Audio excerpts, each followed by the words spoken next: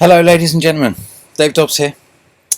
It's the 2nd of July 2023 and we've got quite a plethora of shots to show you.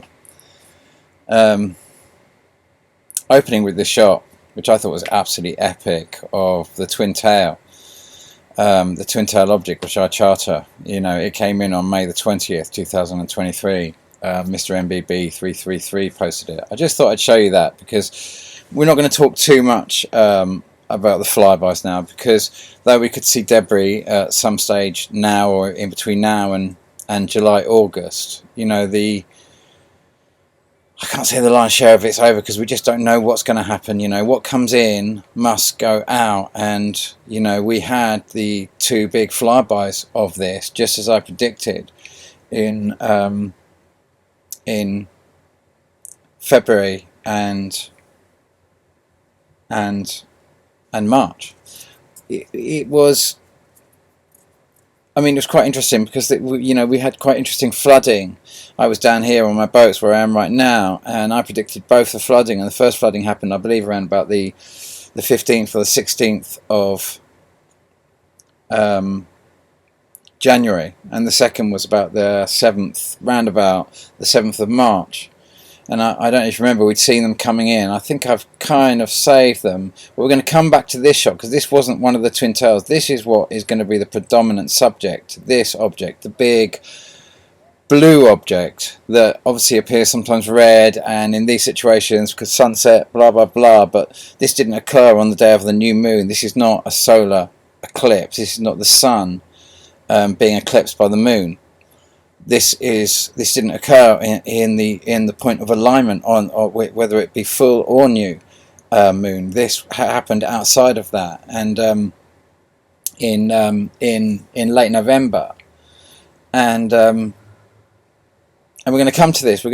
But I just wanted to briefly touch on the on these objects, because we've seen, this is again the object we're going to come to, this object, but more this shot that came in. This was the first shot that came in February, as I said it would, and you had the massive Turkey earthquake that also occurred. And this is the same flyby that would have caused in 2010 the massive 8.8 earthquake in Chile on the 27th of February 2010. And then the following year, 1 year and 13 days later, we get Fukushima.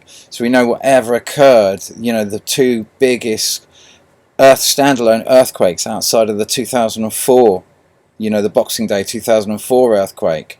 That out of those three major earthquakes, which have been probably the biggest earthquakes in, some of the biggest, I think, but probably the biggest in our epoch, so to speak. Those three earthquakes, two of those earthquakes occur if one happened on the 27th of February 2010 and then Fukushima happened on the 11th of March 2011, you can see, though they might stand a year apart, there's a 13-day difference in astronomical positions, and you can't just ignore that. When you're ignoring that and you're seeing nuclear power stations going to meltdown, massive volcanoes going off, massive seismology and that sort of stuff. It's so much so that we've watched all of these twins since 2011 over and over and over. We've shown countless shots on this channel of the twins, predicting their exact time when they're going to come into view, because the mathematics of these things are absolute. We have, if I haven't proved this by now, certainly when we saw that shot, which was early March, and exactly I said the second one you're going to see, because a big part of this video is going to be talking about inclination. And what I'm going to try and describe in this is we're going to start thinking about inclination a lot more in these planets now, because as I've discussed many times, the long duration volcanoes started on May the 4th 2018 with Kilauea going off for something like 4 or 5 weeks, breaking all the records of long duration volcanoes, certainly since the Second World War. And then of course, we've seen incredible volcanic activity from May through to July. We've seen the storm build up success every year just get bigger and bigger and bigger, especially just above the Pacific region. And so the Pacific has been very excited by this. The blob, as they call it, which sits above the fault line that runs up from Hawaii to the Kamchatka Peninsula under the Pacific, has been very excited. We call it the blob because that's where all the heat comes up from that major fault line. If you can call it, I personally see it as a fault line. It doesn't sit in the kind of normal sense of a fault line. It wouldn't be called a fault line by the current geological kind of community.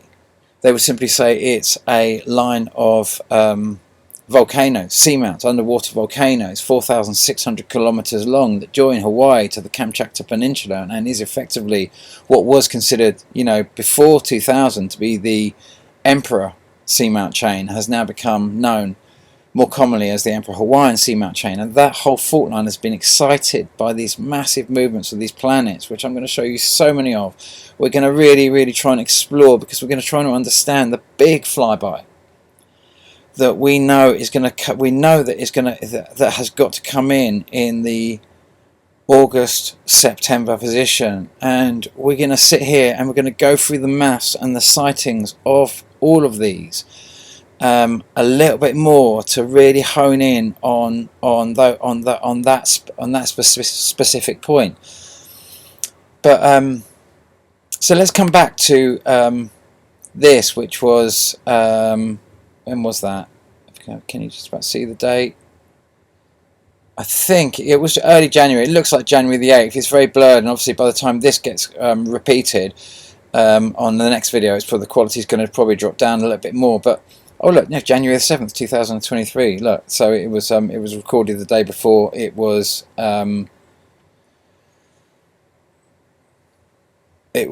published, which is exactly what we'd expect. And I've watched Turkey Report for a very Turkey UFO Report for a very long time, and so we've been seeing this object coming in.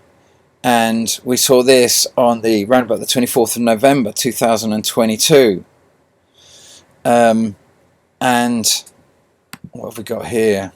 And then obviously in my last video 2 months ago, I'm so sorry I haven't been making videos, but I showed you that shot where we see what World of Science posted it, actually. I'm not going to open it up right now, but World of Science posted that. You can see it in that which direction is our sun heading, and why has it been hidden from you.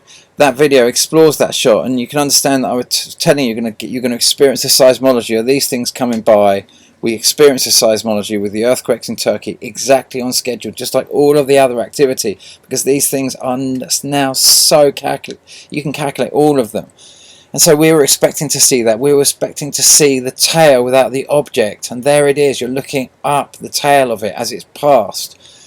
And so now we are seeing these now we are seeing this object. When was this? This was posted on May the 20th, and we're seeing this object going by. It's between us and the sun. It's running basically parallel to us, and there it is in the most epic view. I mean, you just absolutely, that's what you're expecting to see. That's what I'm told you're going to see.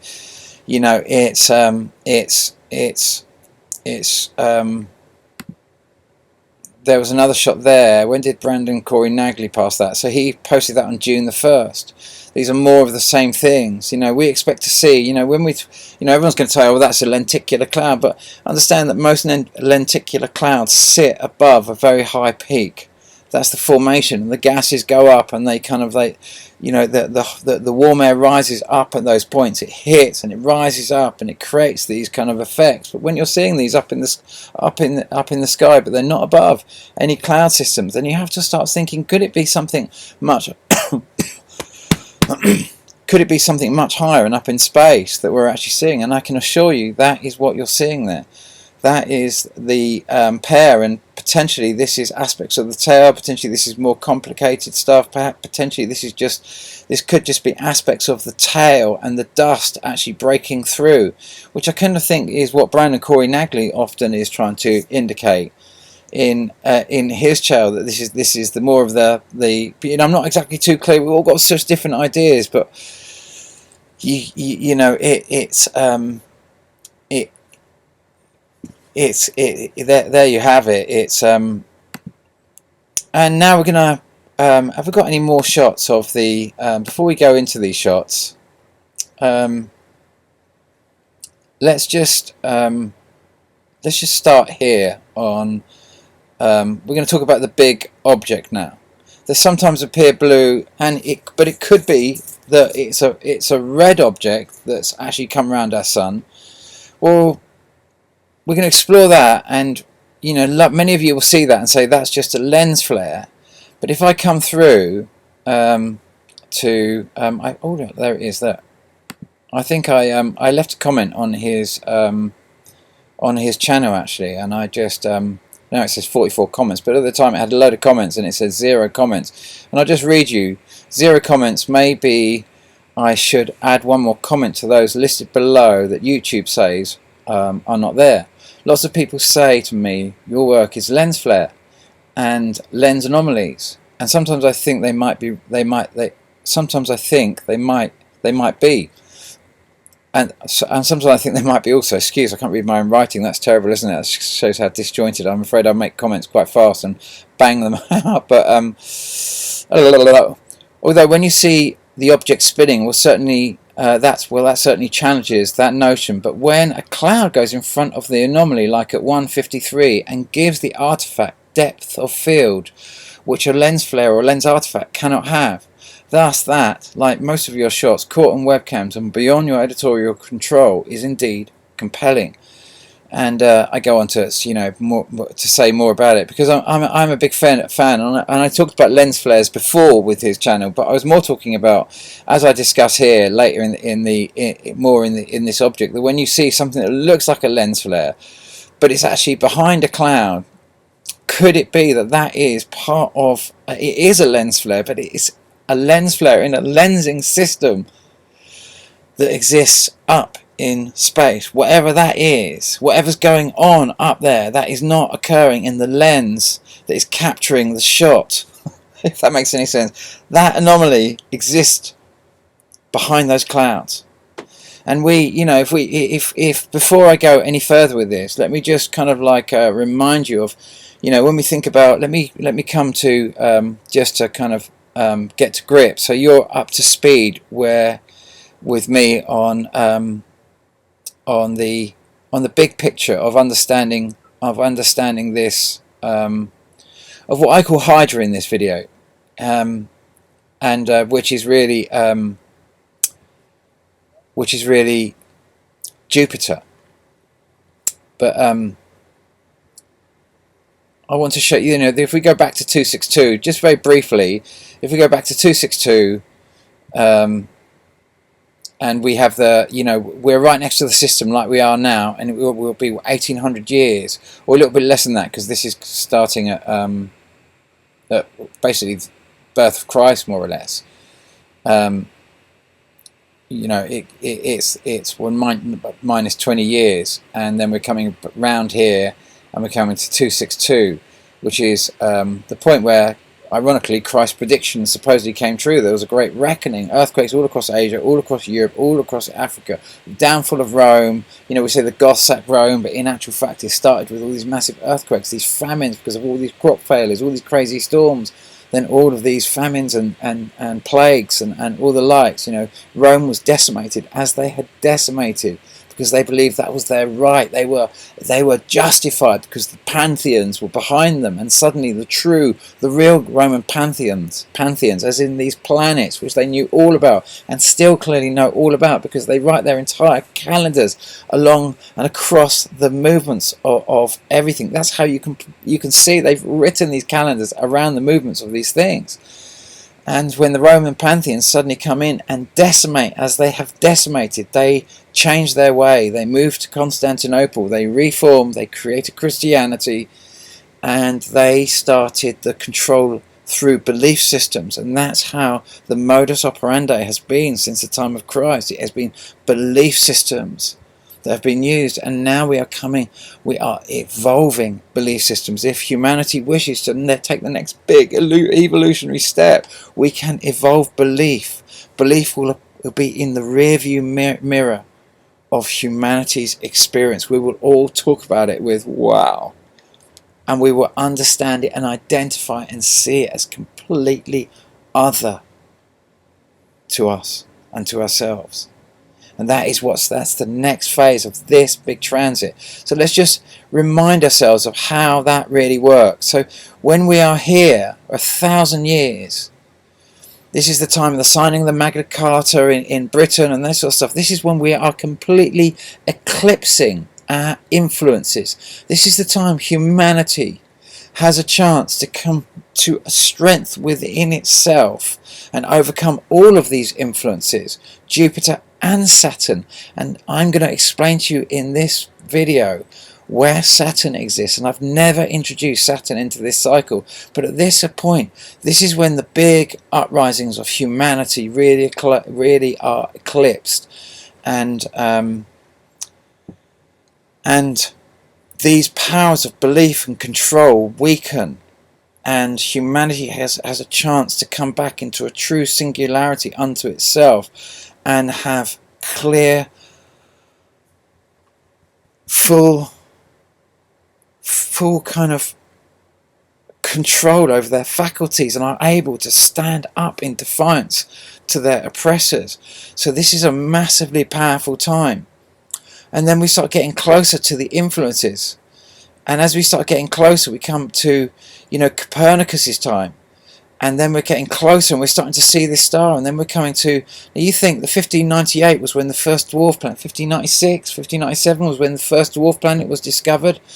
1610 was when Galileo discovers Saturn. 1613 Galileo discovers Jupiter, sees this big blue planet, says he can see this big blue planet. It's right there. It's got a 30 times telescope. It's like a bad iPhone. It's like the first iPhone zoom. We're talking about the first of its kind. We're not talking about an advanced thousands of times telescope. We're talking 30. One of these cheap telescopes that does 500, and you're like, oh, you can see the moon, but yeah, you can't really zoom in on the moon. But that's like 500 or 1,000 or even bigger. You know what I mean? You're talking about massive telescopes to zoom in and get a picture of what Galileo was describing, like we were all seeing in 2018 when everyone could see Jupiter massive and blue. And why is Jupiter so massive and blue? So we get this same time there as Galileo was seeing. And then if we go back to again 15, this is the same time Kepler was inventing all the rules, the 3 rules of orbital mechanics, all of this, our entire understanding of our current scientific view, apart from Isaac Newton. But if we go 1596 and we add 84, we come to 1681. We come to when we're coming much closer. But these are the crossing points of our sun cutting down and through the ecliptic plane of this big system and then cutting back up, which is what we're doing right now. All the long duration volcanoes that happen from 2018 to 2021 and could potentially start off. I think they're pretty much over, but we can obviously see as we come into July and August, we're going to come into massive volcanic activity, probably more closer to August, but we don't know the exact framework. We're going to explain that. I'm showing that as we're coming around there, but I mean in the circle of where I'm talking about in the sun, as we come around to August, we're going to see massive activity. But you can imagine 1939 to 1949, La Palma went off in 1949, Vesuvius went off in 1944. All of this was happening at this point here when we cross. This is the crossing point, and we're back at that long duration where we're seeing all the long duration volcanoes. In Galileo's time, it was like 1590 something, probably 8, maybe 6, that sort of region.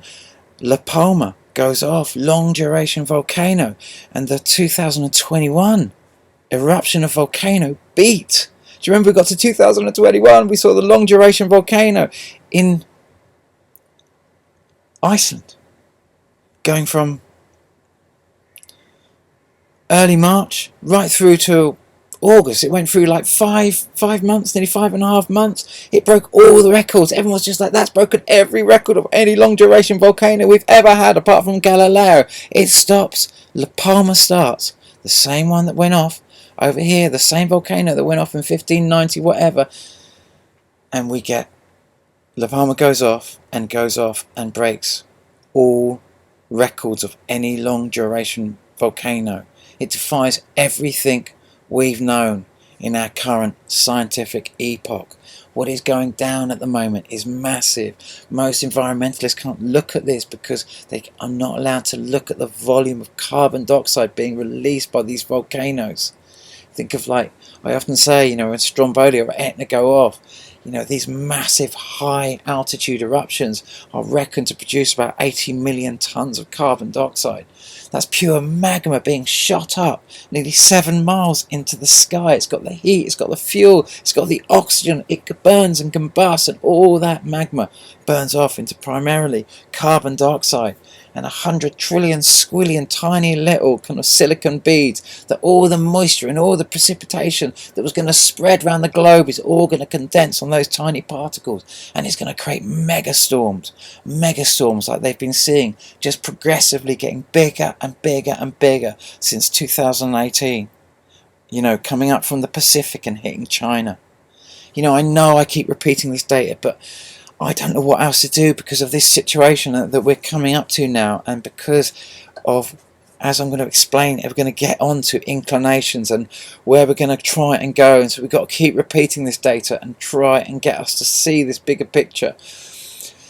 So we think about, it's 84 years since 1597 and 1681. You know, Isaac Newton's time, he's calling these big objects that keep this big object that comes into view, this twin tail object, he's saying, oh, it's Halley's Comet. And then of course the next month another Halley's Comet flies by, but everyone's just like, Halley's Comet? You know, what do you do? Halley Comet flies by twice. You know, so we just can't account for it, so we can't break from this religious story, so we just have to be rigid with the belief system and allow truth to fly by right before us. And then we come to 1781, and we're saying we can see, we you know, this big blue object appears, we're saying, oh, it's Uranus. Now, it's not exactly 84 years after kind of like Isaac Newton's, but it is an 84-year orbit, you know, Uranus. And so then we come to 1846.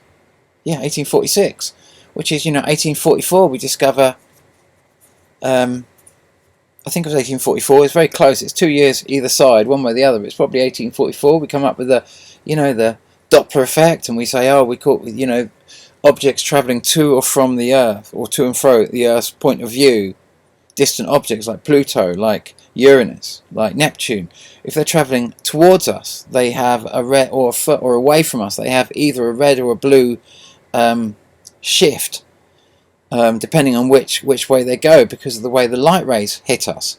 Because, and when it's blue, it appears much bigger, like it's almost there, like you could almost see it, like Galileo could see it. But is there any possibility that it was there, and that we are trying to cover it up with this standard model story? Because you think of Galileo, we're saying Galileo was correct. He was saying he could see it was right there. Copernicus was right. Galileo was correct. He was put under house arrest, but he was correct, which means Copernicus was right. When we could also argue that Galileo was correct, which means that Galileo was right. It's one or the other. It can't be here. It's either here or it's very, very far away. And if it's here, then we should be able to take loads of shots of it repeatedly, like I'm about to offer you and have offered you all the time I'm running this channel. Thousands of epic, utterly mind-blowing shots over and over and over. So we can see that Uranus has got an 84-year orbit. We know that Neptune is 2 times 84. You can guess what Pluto's orbit is, 3 times 84. And guess how many years between Neptune and Pluto, as in 1930. 84 years. And the biggest earthquake in that range of the object, the big blue object affecting us, was predicted by Carlos Ferrada on the 20th of January 1939, and he said well in advance, just like I've said in advance in all the flybys that I've offered, that you would see it on the 20th of January. Well, he said the 24th of January by his calculations, but he hadn't taken into account the exact movements of the moon, and the moon was going to be a massive influencer, and the earthquake occurred on the 20th of January. But thousands and thousands of people died exactly where he said the earthquake would occur, as in Chile on the 20th of January 2020. So if 1939 was the biggest year, and in terms of kind of passage in the range of the 1930s, when we're seeing it coming in and we're experiencing this thing coming in, and everyone's just seeing this thing in the night sky. 1939 was, it's like 1930 is the kind of date we're getting really affected. All the earthquakes are starting, the earth's starting to shake, everything's put into gear for this big thing. Everything's, 1929 we're going into the great crash, getting ready for the grand war that we're going to start in 1939. The time the flyby begins, the time when Jupiter comes to collect the souls that wish to jump to the fifth dimension. I know that's over the top, and I know that's a massive thing to get your head around. But have you ever considered that these ideas of this place that you go to when you leave this planet, and this place you go to and return back from when you go to bed at night, this place that you're building with all your daily toils in this world and all your creations, you're creating something on a higher level. You're building into something on a higher level. You are the architect of a realm, on an energetic level, on a higher level. And this is when we were very close to this, and they want to shut this down. They want to lower the vibration of that, so they plunge us into war. Now, how many years existed between 1939 and right now? Don't use a calculator, guess. Do a Newtonian guess. 84. And so we are at that point now where you can see, that doesn't mean that the biggest, well, let me explain what that means, because as we've come round, we've got to remember that when we come back to Galileo's time, we see Jupiter really massive, but we see Saturn really massive. And yet when we come, we don't get word of big sightings of Saturn massive and all those sort of stories at the time of Isaac Newton. And yet when we come to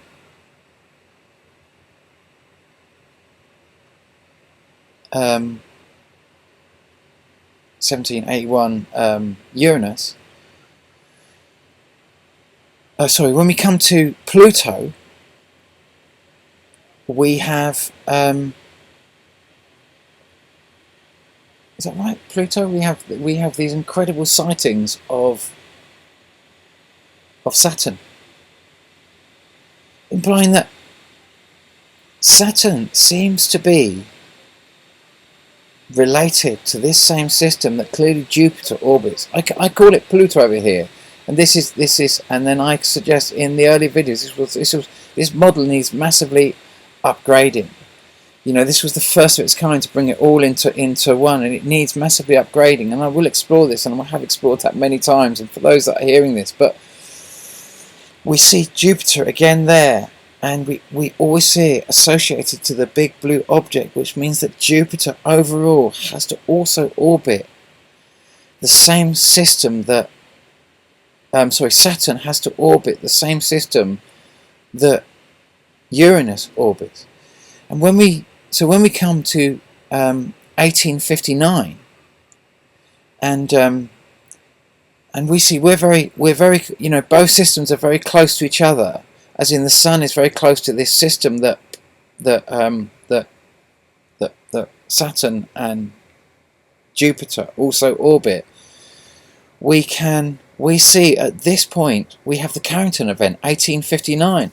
From pole to pole, anyone in any electrical machinery, you know, what, people got electrocuted, pylons fell over, anything that was running electricity just melted. Any electric motor turned into an induction welder, you know.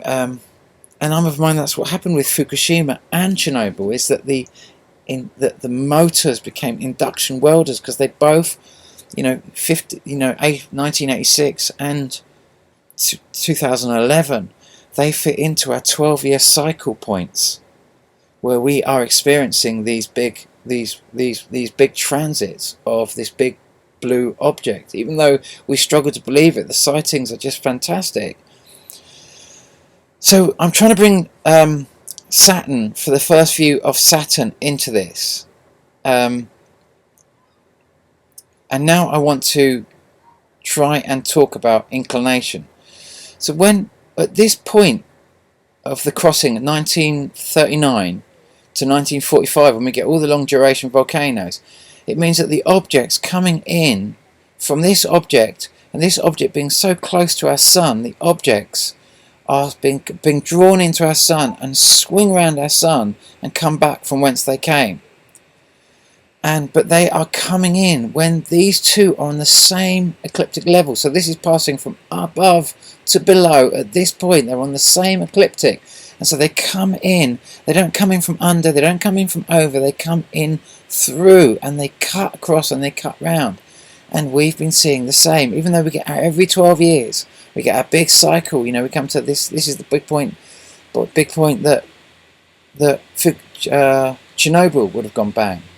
This is when we would have been saying it was Comet Halley-Bopp, and this is how I imagine Jupiter would have orbited round. But I was wrong. One of the objects does move like this, but actually, it's if I now run that as a model like that. Now, if I come over now to this model, which starts from that point, but with the overlays, where I've got you here, Hydra coming in here, this is 2016. Now, that's when it crosses here. If you go back, the point of one cycle of, if you like, one cycle of Jupiter, which is 12 years, you come to 2004, this would have been the same point, this would have been the same thing that caused this. This was the big 22nd of November, 24th of November, there was, you know, another earthquake in Fukushima, there was another earthquake in New Zealand, in Christchurch, and the whole plate. So he's walking on this side, behind him, from the field of view, the sea would have been behind our field of view, and ahead, behind, on the other side, on the raised ridge, that's the land raising. If that was the sea dropping, if the mantle of the sea had dropped that much, you know, Taiwan would have probably gone, or would have certainly would have experienced a major tsunami along its coastline of the most epic proportion if that had been reversed. But as it was, the landmass rose rather than the seabed falling. But that was that transit. And if we go back now to, we're going to go back now to 2004, we come to the same point where this aspect of the model starts. So that's Boxing Day 2004, the massive tsunami. You know, we're not talking about the twin. There's a lot of other objects, and we can explore those. But right now, we're just going to stay with the Hydra, which we really truly know is the big blue object. And we're going to come to 2008.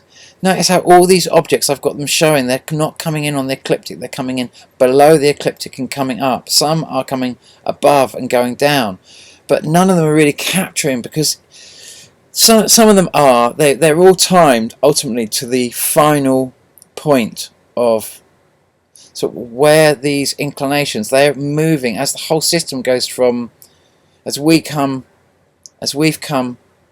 our sun has come from under the ecliptic plane to over the ecliptic plane, with all its objects moving around it. And Pluto as I'm calling it here, with is objects moving around it, these objects were coming down to the sun. Then from 2018 to 2021, 22, 23, they've been coming across to our sun and back out to Pluto, whatever you want to call the big blue object. And now they're just beginning to come down, come up to our sun from below, because we are ascending the overall ecliptic plane of the system that our sun really orbits, because it is our sun that is on an inclination in itself. But because these objects are either coming from under and up, or from over and down, and have been coming in on the same ecliptic, but they're just now, certainly for this object here, the big blue object, it's for the first time is coming in from above. It's been coming in from below for the last nearly 80 years, since Galileo's time. Since not Isaac Newton, since Carlos Farada's time, who predicted this movement in 1939. In advance of that, he, like me, predicts the movements of this in advance. Now, if we now come forward to 2008, January, February, March, April, May, 2008.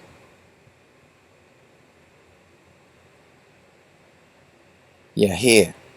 Now, it's not precise, and when I redo this model, I will make all the corrections, because you can imagine, once I'd actually built this model, I could see so many of the things, and I could start making sense of so much other stuff and start building it together.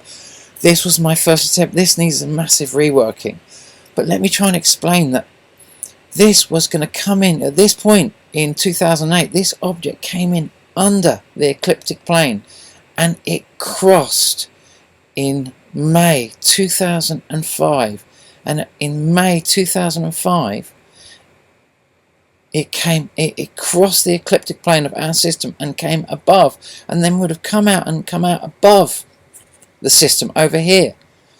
So we don't get a massive effect of it over here because it's going way above us.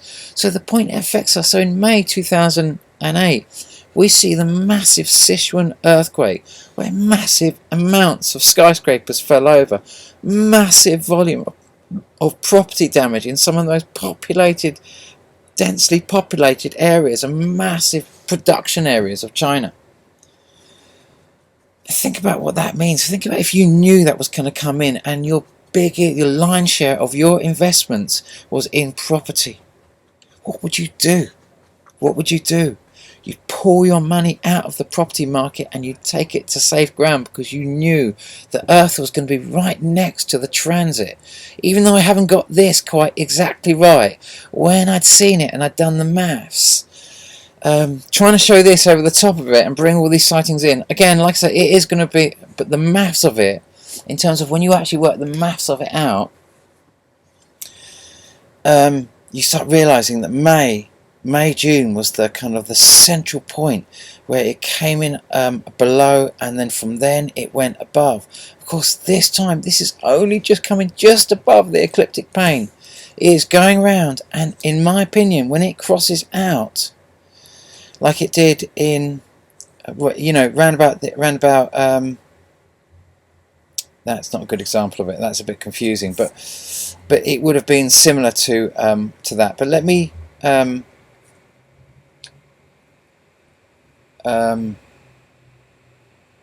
Let's come back to 2016, because we've explored. Remember, we were seeing we've watched these objects since 2011 coming repeatedly, and I show you over and over and over, and we had every flighting apart from one from 2011 to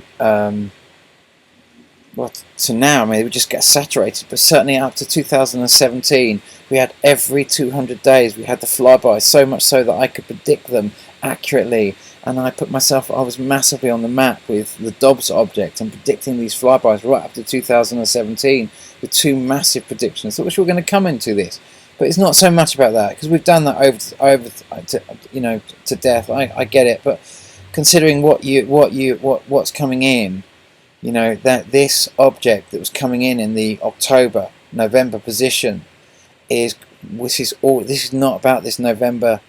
No, it's coming in on the night sky there. The shot that we had on the 24th of this is 23rd of October 2013. No, it's coming in Australia in the southern hemisphere.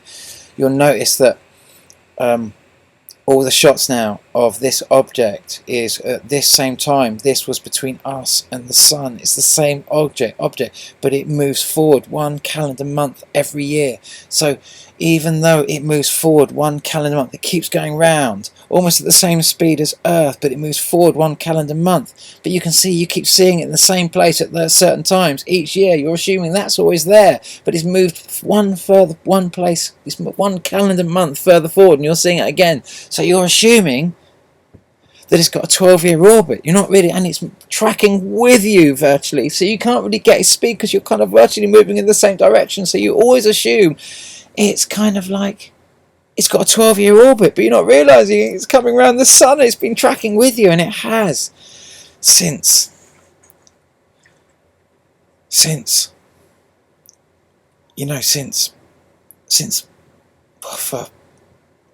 probably since the Carrington event, because the Carrington event happened in August 1859. It was a massive seismic event. Every electrical machinery melted. It was a catastrophic day. We do not know what effect it had on the human psyche.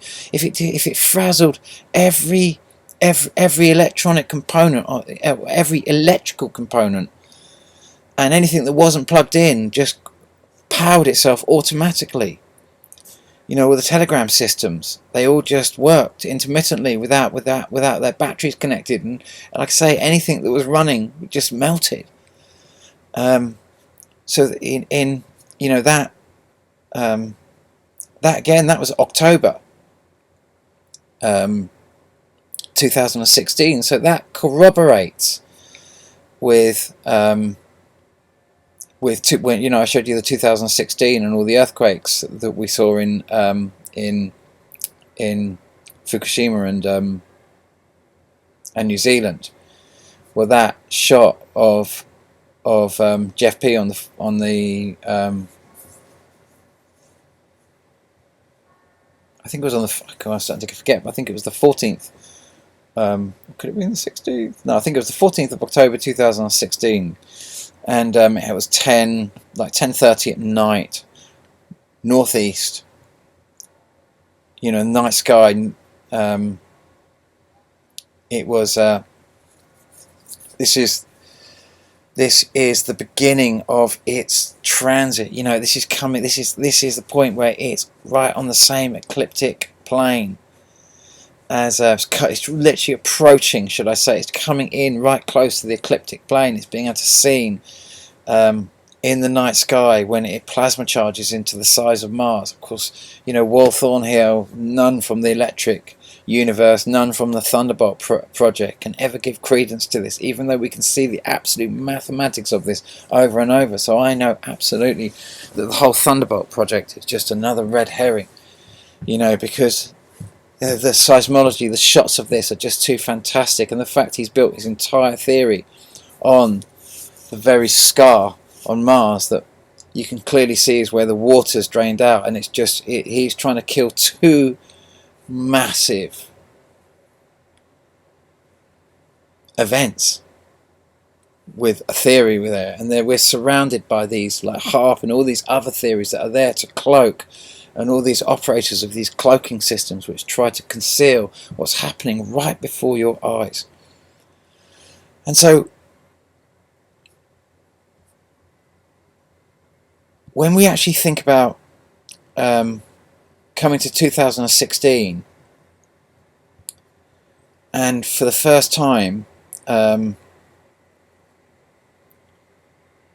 from that point where it crosses, and then we're going to notice that when we see this object, we see this object that I predicted. This was the big one that I predicted on the, ironically, on the 20th of January.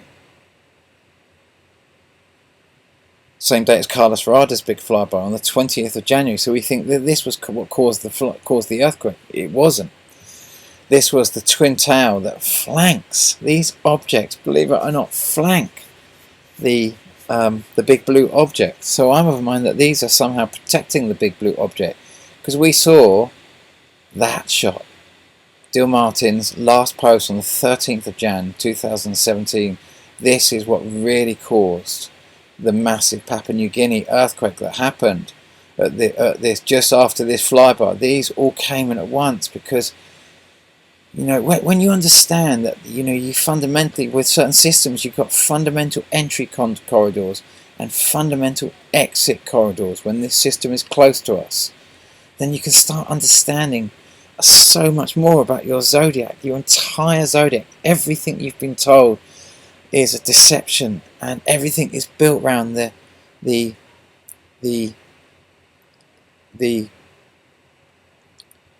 Copernicus deception. Not that Copernicus was trying to deceive us. Copernicus came up with this standard model idea back in the early 1500s. Ironically, around about 84 years when he came up with the theories, even though he released them on his deathbed, when he actually conjured these theories, basically 84 years before, when they were seeing this object, 84 years before, when the first sightings of this was coming on, this grand 84-year cycle. But there's no object out there that has an 84-year object. There's no object out there that has an orbit as big as 84, or as big as Uranus, or Neptune, like 2 times 84, or Pluto 3 times 84. As I try to explain in my last video, where well, these are just quite recent shots. Actually, that was Brandon Corey Nagley of what I'm of a mind is the big blue one, eclipsing the sun. That's the one we're going to see in August and experience. But this is one of the twin tails of a mind. But it could also be the big Jupiter planet. But I'm of a mind that's one of the twin tail objects that we're very close to at the moment, because we're on the exit point. So, but in my last video here, I simply take the standard model with all the planets perfectly spinning round, and with a static sun, because we're in a static sun model. That's what the Copernicus model is a static sun.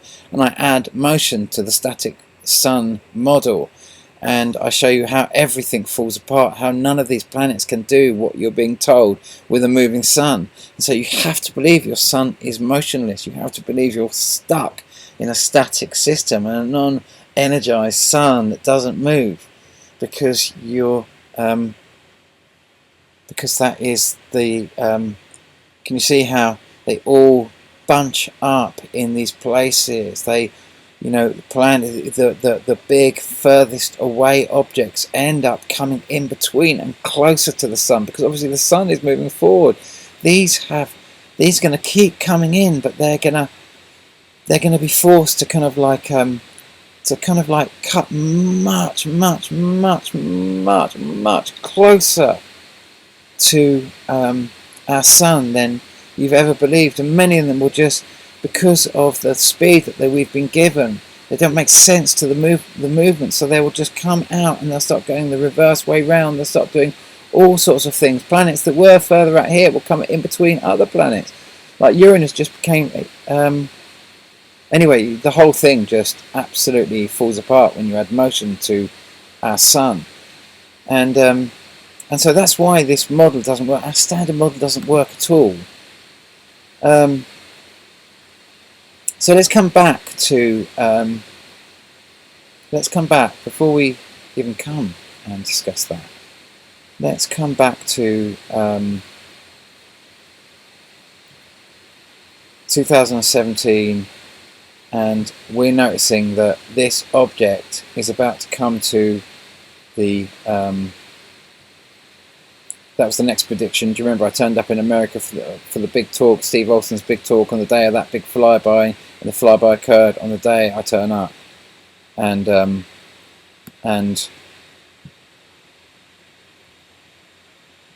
it comes, you know, you remember the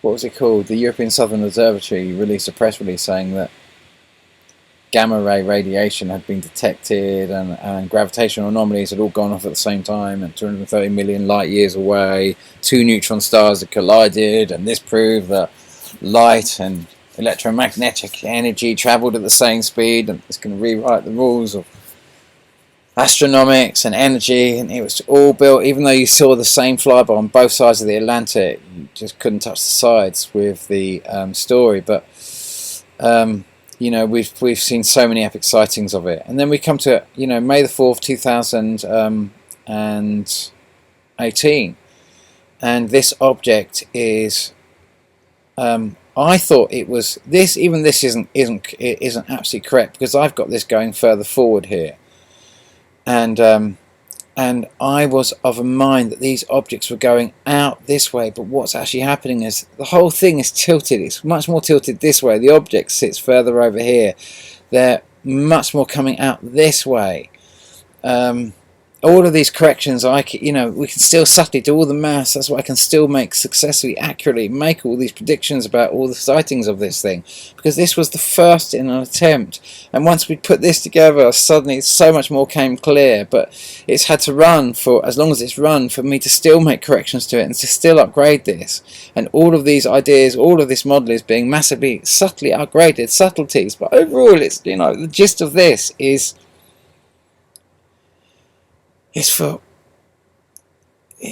basically it's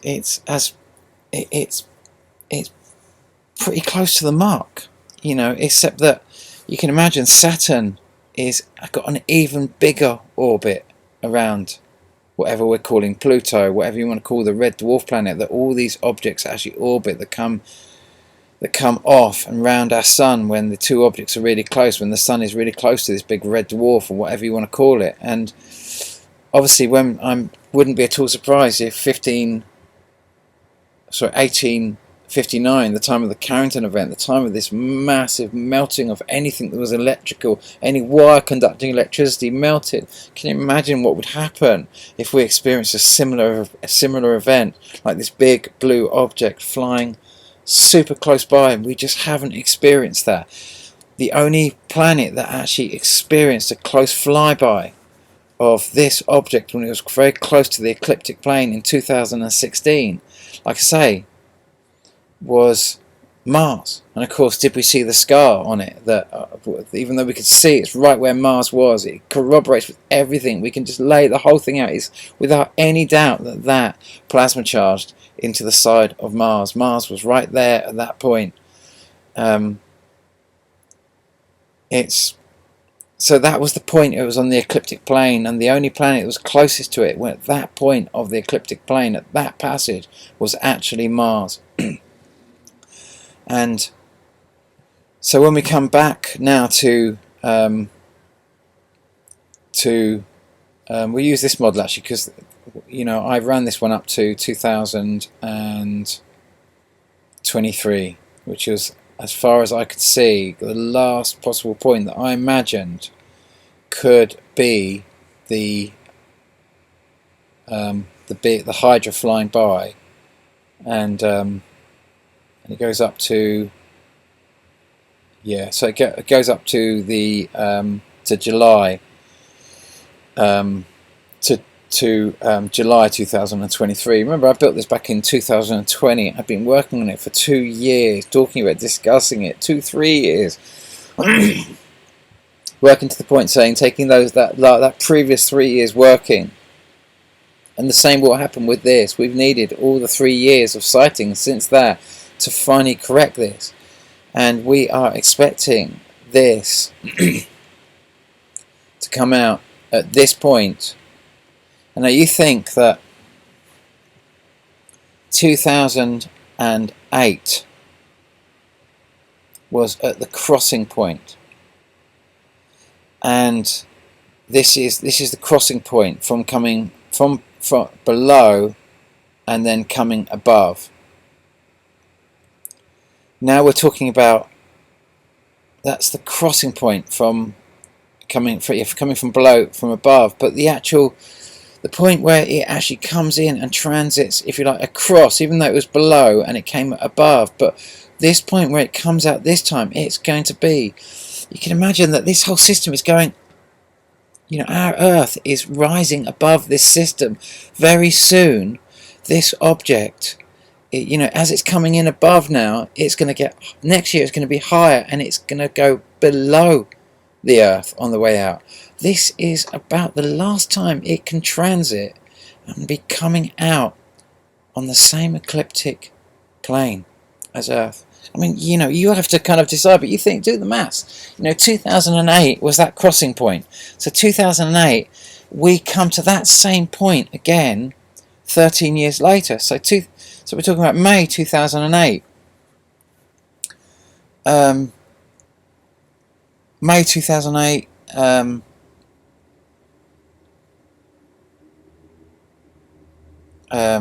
We go to 2018. That's 10 years. 2019, 11 years. 2020, 12 years. 2021, 13 years. So 2021, we come pretty much to this May point in the crossing, and then we're tracking around, and it's travelling around, but it's orbiting closer at this point to the sun, and we're going right round here, so it's not reaching its exit point, even though it's running parallel with us. It's further back, but every year it's moving it's coming one calendar month further forward. Now we got to 2020. You remember what happened in 2020? It was 2020, the 9th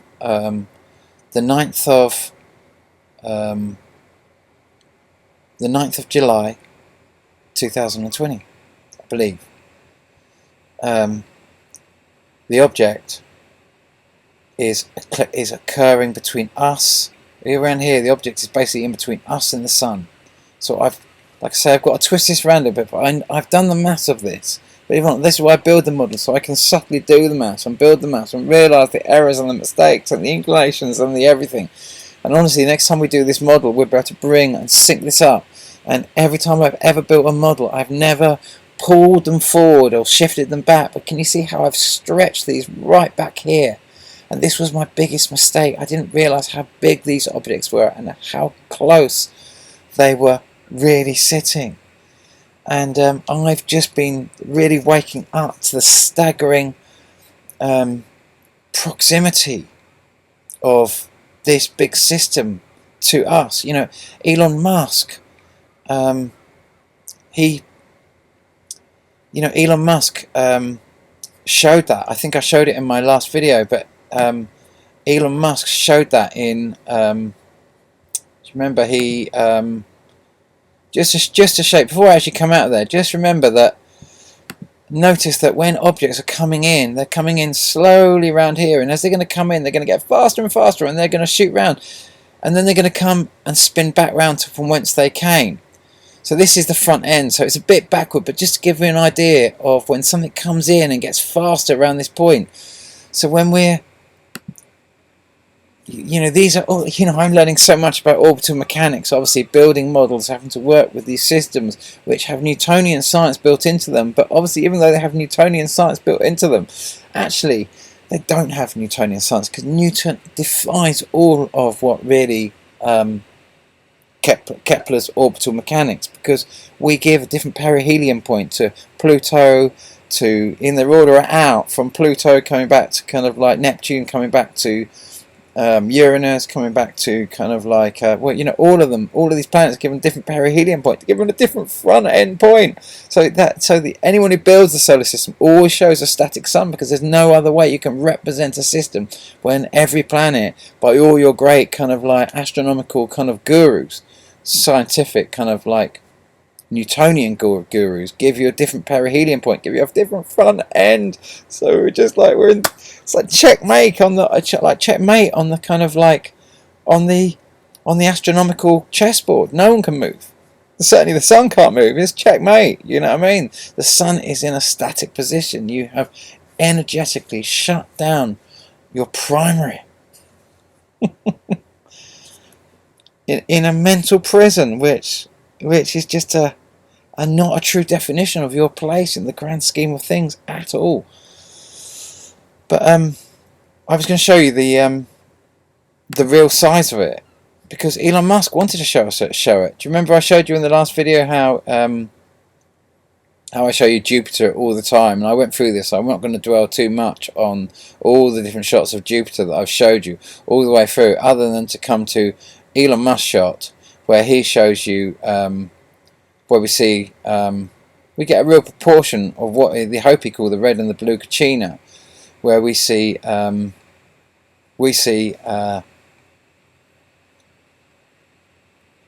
that in the, you remember the astronaut or the cosmonaut on the ISS that glanced, the camera was looking away from these objects and this reflected in his helmet.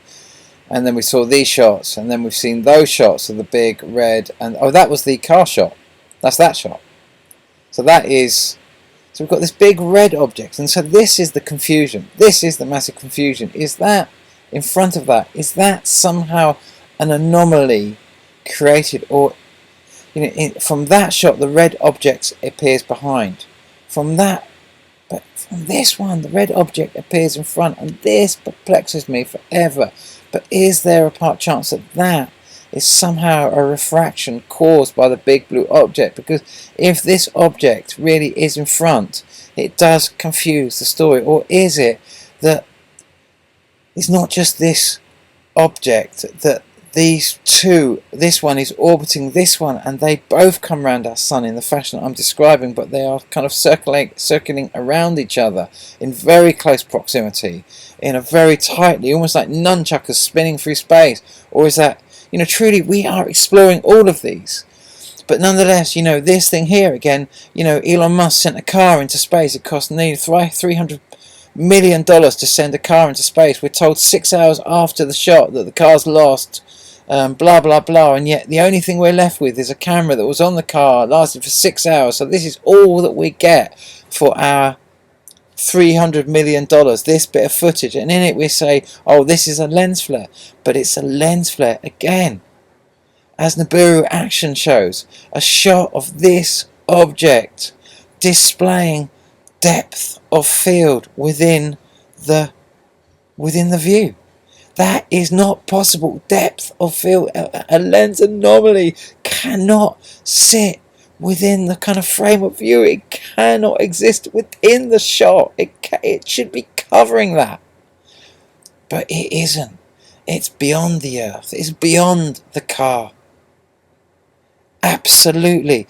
Unfortunately, most people, when they saw the car going up to space, they just didn't believe, because you've been programmed to believe that everything from the space agencies is a lie. So you have had everything switched off, just like you've had everything switched off and shut down with the current standard model. So you can't believe that this thing could even be up there. It's just like you can't believe that a volcano could chuck out 80 million tons of carbon dioxide, because you've built a story with the carbon zero story, that you all have entered into the carbon zero curse, that you want to be carbon zero. An absolute curse, an absolute energetic stopper, an absolute death wish. To want to be carbon zero when everything around you is carbon based. Every living thing, every living organism you've ever heard of, you've ever known, you ever talked about, and you probably ever will talk about, is carbon based. And so that is the type of size and the type of proximity that we are really talking about. Or it is simply that that is the red object and the big blue object there is beyond it, and that is giving you an idea. But that I do not think, that I really do not think, but it might be, or they are both travelling around together, or that is an artifact generated by that. But then that again couldn't be existing on the top. So it is indeed, there's aspects of everything that I'm saying here is indeed indeed perplexing. So please do not think for one moment I'm trying to give you the answers here, but we know the pattern that we are overall seeing here, and we can see that we are expecting a flyby of this object, you know, that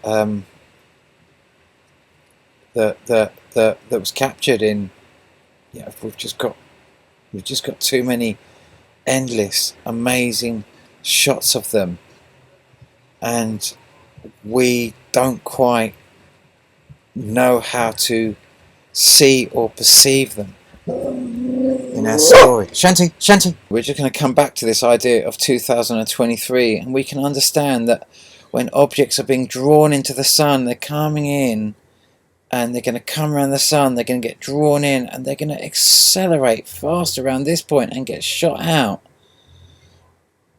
faster over here. So they're more likely to have a steeper inclination here and then woof, shoot off around there. And as they get drawn into our sun and then shot off, so they massively accelerate. So when we talk about May 2000, what did we say? 2021. That's the point where it would have crossed. That would have been right where it would have been in 2008 when the Sichuan earthquake occurred. This period, it's accelerating. It's going faster out. So how many years would it take from May going forward, one calendar month each year? Is it due to come out in kind of August 2022? Remembering where we saw it on the shot in the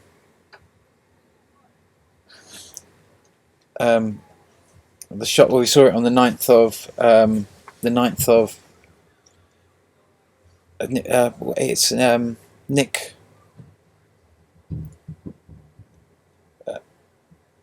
Thomas. Sorry, I'm forgetting all my names. Nick Thomas, the 9th of July shot, 2020.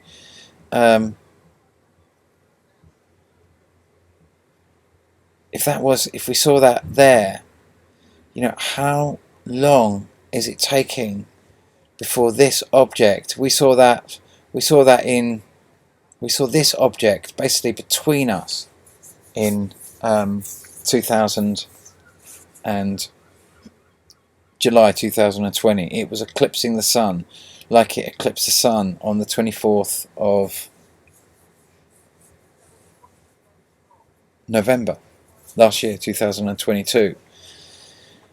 And it eclipsed the sun there, which means if it's moving forward, we know that I was imagining, don't get me wrong, in 2020, 2021, I was imagining we were gonna, because 2020 I built this model. This was when I built this model, and I was just putting this together, and I was saying, well, so when does this cross? So I was imagining that it's going to be,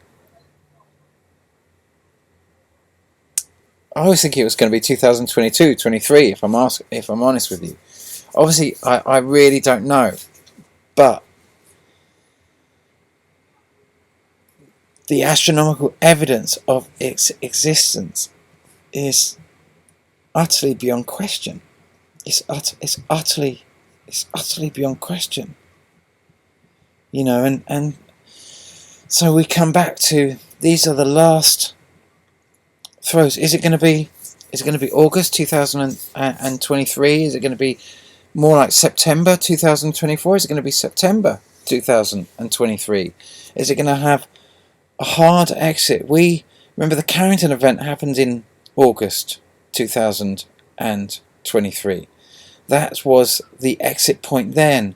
I would be of a mind that it would be a similar exit point around about the August, because, you know, like I say, when you start understanding the fundamental entrance and exit points that we are seeing, that 20th of January, this kind of like, it runs from kind of November right through to, depending on how big the objects are, the bigger the objects they come in November, the closer they orbit to this, they come in November, December. But the smaller the objects and the highest that spin further out, they come in kind of February and March, but they're still cutting across the sun. So we have these kind of like these entry points from basically November through to February, early to mid-March, and then they're coming out in from what seem to be June, July, August. Seems to be the exit points of those. What comes in has to go out. And if they're crossing here in 2016 or 2008, in this point, obviously these objects over here, the twin tails, have crossed in February and March 2010, 2011, and would have crossed in. Well, they're dropping back, so actually we'd have to go kind of like 2000 and ironically, because they're all coming in on the same ecliptic plane now, so they all come at the same time here this time. But not to say we won't get close. Well, it was last year and this year that we get the passages at this point for the twin tails to repeat the 2010-2011 flybys. So that's kind of going back to it's kind of 2021, and then it's dropping back to 2022, and obviously we come to 2023. So that's that point there. But we'd have to go back to 2022, 2021, 2018 before we're coming to this point where they're crossing on this side, because these drop back literally 1 calendar month every year, not like this object that goes forward 1 calendar month every year. So we get these kind of points that when they come close to this point, they seem to kind of marry up. They keep coming back and meeting up at certain points, and in 2016, 2017 they all converged at this point, and now they all seem to be converging. Ironically, well, they're kind of over at this point. It's like the points that they seem to cross here and cross here, they seem to have this convergence. Obviously, like I say, I've extended them way too far out over here, and that's what's messed up my timing a little bit with the timings. But nonetheless, the synchronicity of as long as these rotate regarding on the proportions of the bigger the circumference I make this, it changes the kind of visual kind of like occurrence. But nonetheless, as long as they are set to one rotation in the actual time frame that we see them, i.e., as I've explained, this goes one month, calendar month further forward every year. So every 13 years, this arrives at the same place, and every 11 years, these arrive at the same place. And so we get the kind of like the reverse effect, or in effect, to these, and they sink back and they come back to the same place at the 12-year intervals. They kind of like both tally back up with each other in the kind of strangest, peculiar way. So we get this kind of like this Jupiter-esque effect from these as well, except these, like I say, drop back a calendar month. So it's not that confusing when you put it all on, bring it all into one big system like this. It does obviously get confusing, and I don't know what to do about that, really. It's just the nature of it. Another long video. Okay. Oh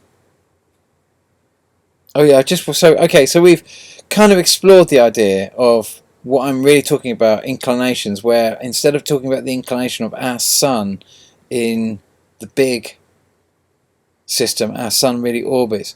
Now I've been talking about the inclination again of the objects coming off, whether you want to call it Pluto, whatever you want to call the red dwarf planet, where this big blue object comes off and comes around. We're talking about the inclination of these objects, whether they're coming above or below. They're coming in above or below, and I'm suggesting and have been suggesting that this big blue object for the first time is coming in above, and it's going to come down and cross at this point over here this time, and beyond this next time it will come way above and cut down in around about May and go below. We won't see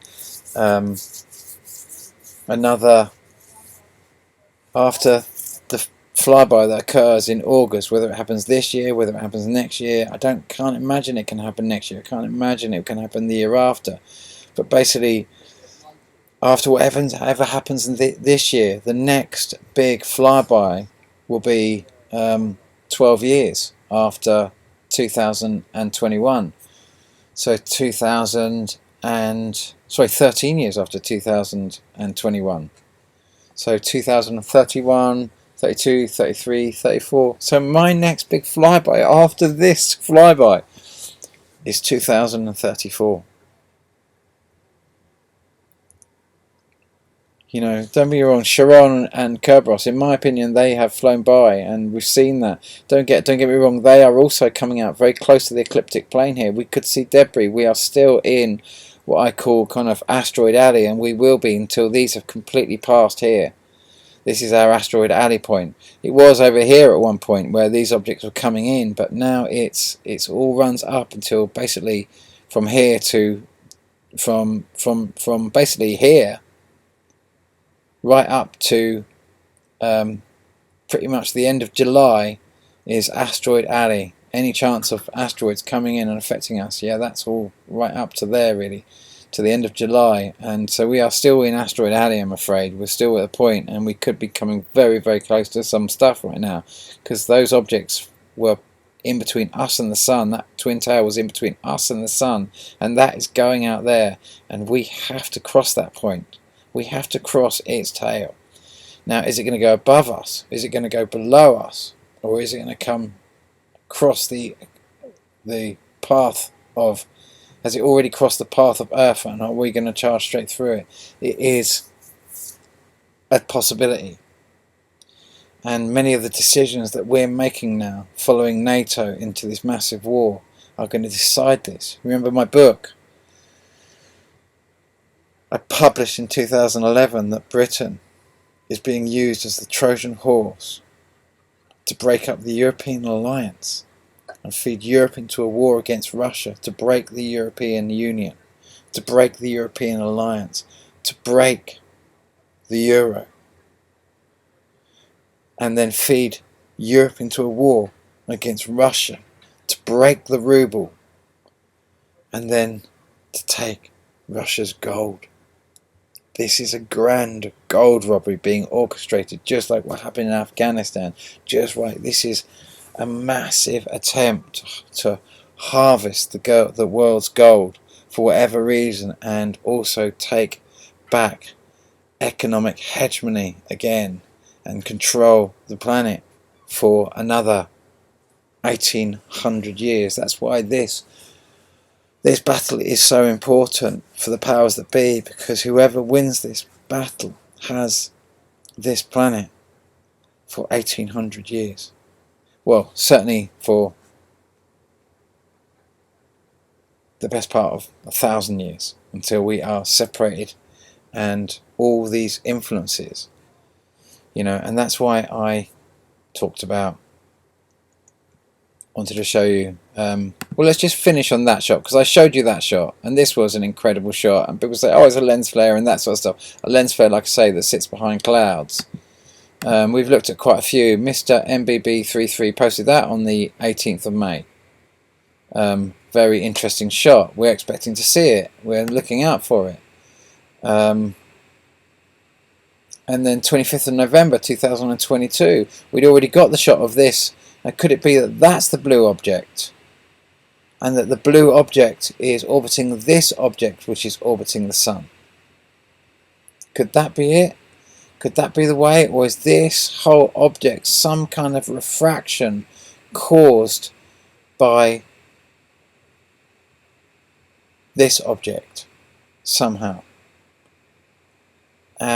Truly, I don't know. And that there is a big lensing system up there, as in a big shield that is somehow transparent, somehow fantastical, bigger than we can ever believe. You know, it's just beyond. And yet we have seen such epic shots of what this odd, you know, the crazy odd structure that we see, and that we've seen many times up in. We've seen Stereo Sechi B show us some epic shots, but nonetheless, that was indeed compelling. Whether that's like I say, a lens flare of a system up in space, which I know is even harder to believe, but you know, us kind of like Planet Xers and kind of like you know, those who research this have debated the ideas of a lensing system up there, or somehow our atmosphere is being used as a lensing system. Well, there really is a massive system that's beyond our wildest dreams up there. We've tried to entertain every idea of what manifests this anomaly, and those people who make videos about this, they put themselves in the firing line of so much, but they also understand that, you know, my reason for writing Laughing Gas and trying to stop this, you know, I didn't see Europe, I didn't see Britain, I wasn't successful, I wasn't seeing in my vision of what I saw happen that made me write Laughing Gas. It wasn't me seeing Britain being used as the Trojan horse to break the European alliance successfully. It was me seeing Britain destroyed and going under the oceans in its attempts to scuttle Europe. Because the objective of this is not to build a new financial system, is none of that. The objective of this is to destroy you, is to take you into a war you cannot survive and ghost you, to ghost humanity, to rid this planet of us and get us to destroy ourselves and wipe ourselves off the planet so the planet is accessible by others. This horrible agenda, which is so dark and so destructive and utterly toxic. You know, and you saw after my last video, I was so gutted that Britain was going to supply depleted uranium bombshells, and then I don't know if you saw, you know, the massive explosion. It looked like a nuclear bomb over Ukraine, and everything Rishi Sunak had sent, supposedly, allegedly. Nobody knows whether that was just a nuclear explosion. No one who knows who really made that massive explosion, which destroyed all of those weapons and allegedly caused a toxic radioactive cloud to drift over Poland, which is also being dragged into this skirmish, believing they're all gonna, you know, this is going to be an amazing thing, and everyone's going to come together and it's all going to be wonderful and blah blah blah, and you know, it's just waiting for NATO membership. I don't know if you've heard that Liz Truss is trying to kind of push for Ukraine to be able to join NATO without complying with all the normal agreements, like, you know, having a working democracy, not having any civil wars, you know, all the things you have to comply with to become a NATO member, and they can't comply with any of them at the moment because they're actually at war. But anyway, Mr. MBB posted that on the 25th of November 2022, so we know that we're going to start seeing it again, if I'm correct, because it gets very, very close to the sun, and now it starts coming away from the sun in this time, and it starts getting these epic views like we did before. And not too sure where that shot came in, but looks like the sun reflecting off that. It's definitely a solid object. Looks like a Death Star. I mean, just look at that. That date of that one, I'm not too sure.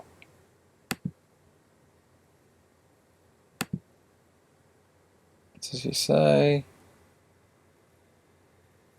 You know, and explores it a little bit. Oh, sorry, I'm just going to have to let this ad play.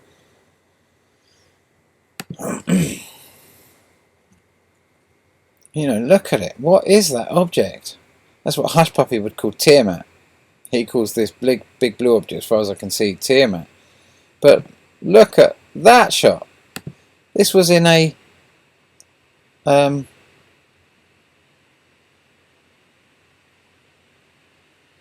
that say this was televised on the something, I don't know, US Masters golf tournament? The commenter said, well, that's an interesting cloud. Think it's a cloud? It's just that we can't believe that the big blue object is right there, and we're heading towards a massive flyby of it. You know, we've just watched it so many times. You know, he's just that's him just playing with it a little bit. And you know, there's other objects of this thing silhouetting. He's showing quite a few shots there, you know, and he's just you know, what is this object that we have to keep denying that we have to? Oh, that's the Doppler effect. It looks like it's right there, but of course it's not there, because if it was there, that would mean the standard model is wrong, and that can't be. The 500-year-old standard model can't be wrong. Our sun isn't moving; it's totally static. That shot doesn't make sense. Galileo should remain under house arrest, and you should always think that Galileo was right, Copernicus was correct. Not Galileo was correct, and he could see a big blue object right there, because that would mean that that object is feasible. And it can't be feasible because the Catholics said it's not feasible and it's not possible. So you have to kind of like, any more shots that I wanted to explore that I haven't covered, that I wanted to bring into that. Like I say, that's Brandon Corey Nagley's shot. He posted that. Oh, didn't work. Sorry. I don't know who that is. Viral video. Anyway, we'll come out of that. That was, I didn't know when that shot, but that was his other shot.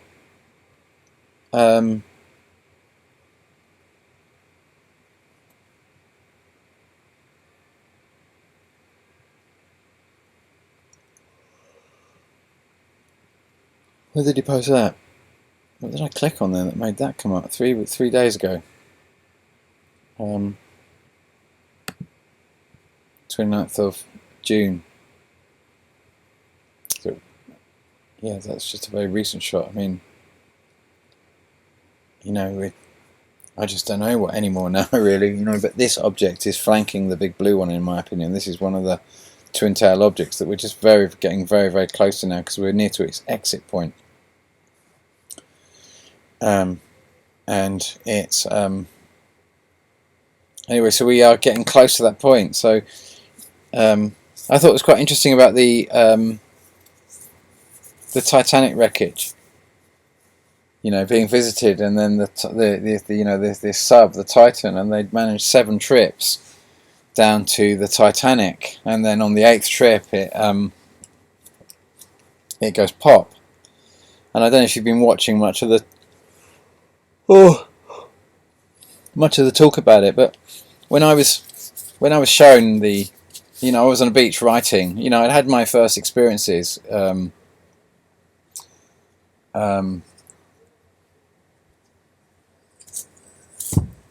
laughing gas on ayahuasca, and that's where I'd opened the doors, and then I started writing, and I started learning the practice my father had used to learn to do my process. And you know, he was he was an incredible channel, as my mum was, and you know, he used to channel White Cloud and others, you know, and got a little doggy here. Come here. And I'd asked him, you know, how he did his process, and we worked together, and that's how I learned to open the doors, and I had to kind of, you know, I had to do my process, and And during that process, I was walking down a beach, and I had a total clear. I wasn't doing any ayahuasca then. I wasn't doing any type of anything to bring about any visions. I was just I was waking in the morning, doing my writing practice, waking at 5 o'clock every morning, and I was just speed writing, and I was doing my practice, and I was doing my practice with intention, and with intention to connect with God, and ask God directly the questions I had, and that's what I felt I did. And then I was walking down a beach, and I had a vision. A little bit more complicated than this, but I was walking down the beach, and I had a vision. In the daylight vision, I'd just been surfing. Had this amazing day. I took this massive surfboard to India, and I'd been surfing. Had to keep my mind really clear and fresh, and I was being very healthy.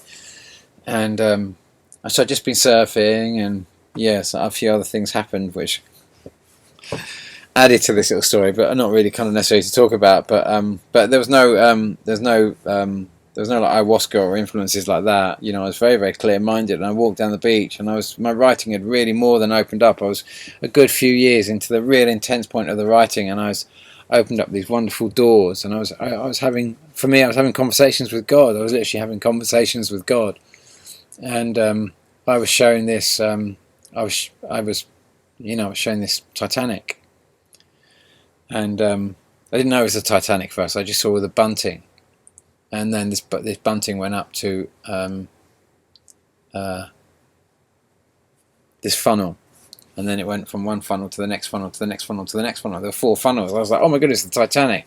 And then I looked at the big plate riveted to the front of the Titanic, and it didn't say Titanic, it said Great Britain. And I went back to my computer, and I went back to my odd bits folder where much of the messages were coming. When I opened up my odd bits folder, it was just like, this is where a big part of my communication fed into, where I didn't give a bracket of what I was trying to create. When I felt it was coming in, it was over and above me, and it was just coming in. I'd go to the odd bits folder where I'd not try and fit it into any group or try to shove it. It could exist on its own and go in its own direction, and it was a place for odd bits, and that's where I'd kind of meet this highest aspect of myself. And I said, why did you show me that, please? And he said immediately, without any delay, and it sometimes takes me months to open it up, where I get such absolutely crystal clear, absolute communication. And this voice just bellowed inside of me, and it said, Britain comes to a juncture. It stays in Europe and weathers the storm, or it cuts its anchors and heads west. And if it heads west, its fate is sealed. And this is our little reminder of what we're playing with here right now. For me, I don't see the Titanic here. I see Great Britain here. This is a reminder of where we're heading on the current course if we don't change this now. This is coming to a place where the big gods will have to step in to save this planet. We're not leaving much choice. Or they just sit back and let all out nuclear heck begin. And the most darkest things occur right now that we can all see. All of us, screaming out, oh, Brexit. I wasn't screaming out. I was screaming, don't leave Europe. See what they're trying to do. They're trying to feed you into free trade deals. Once you go down this, everything. You've lost everything. Your DNA is up for grabs. Your genetics has been sold off. Your water, your everything. You have nothing left.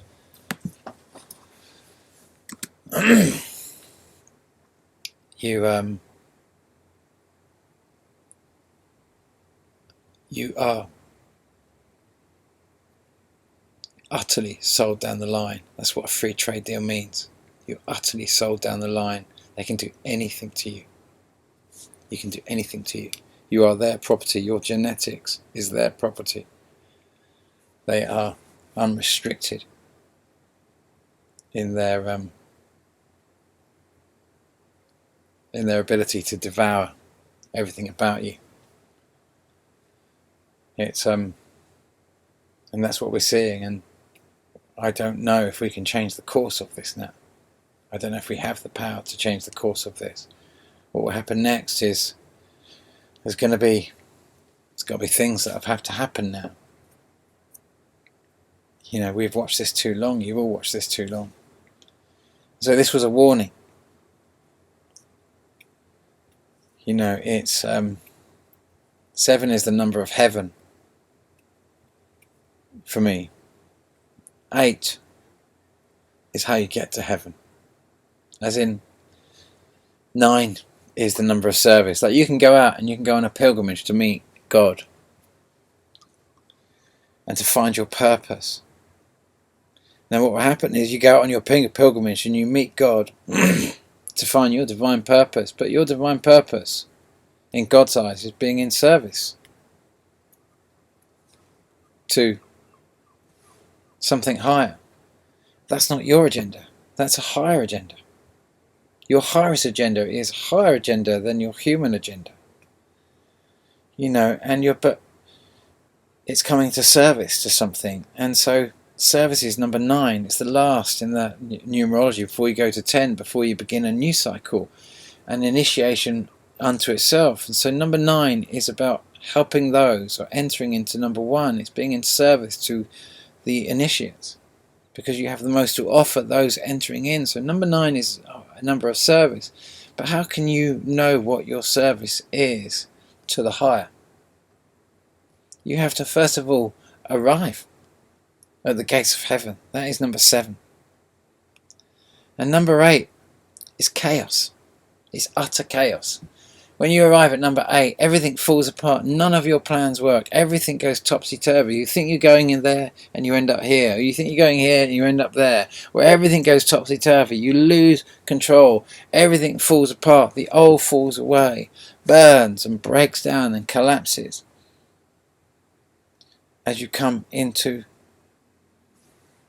a higher purpose and a higher service. And become dedicated and in service to your true purpose, your higher purpose. And the old falls away. And that's 8 to arrive at 9. And so it's no surprising that they had 7 trips, and on the 8th trip it plunged to the depths. And you know, if you're in England at the moment, in Britain, the direction is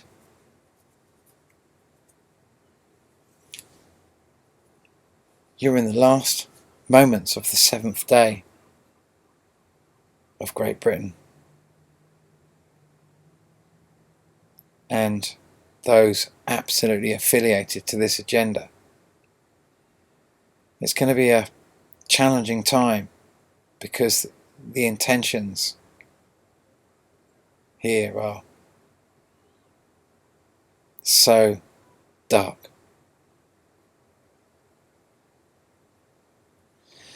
And so that's why I had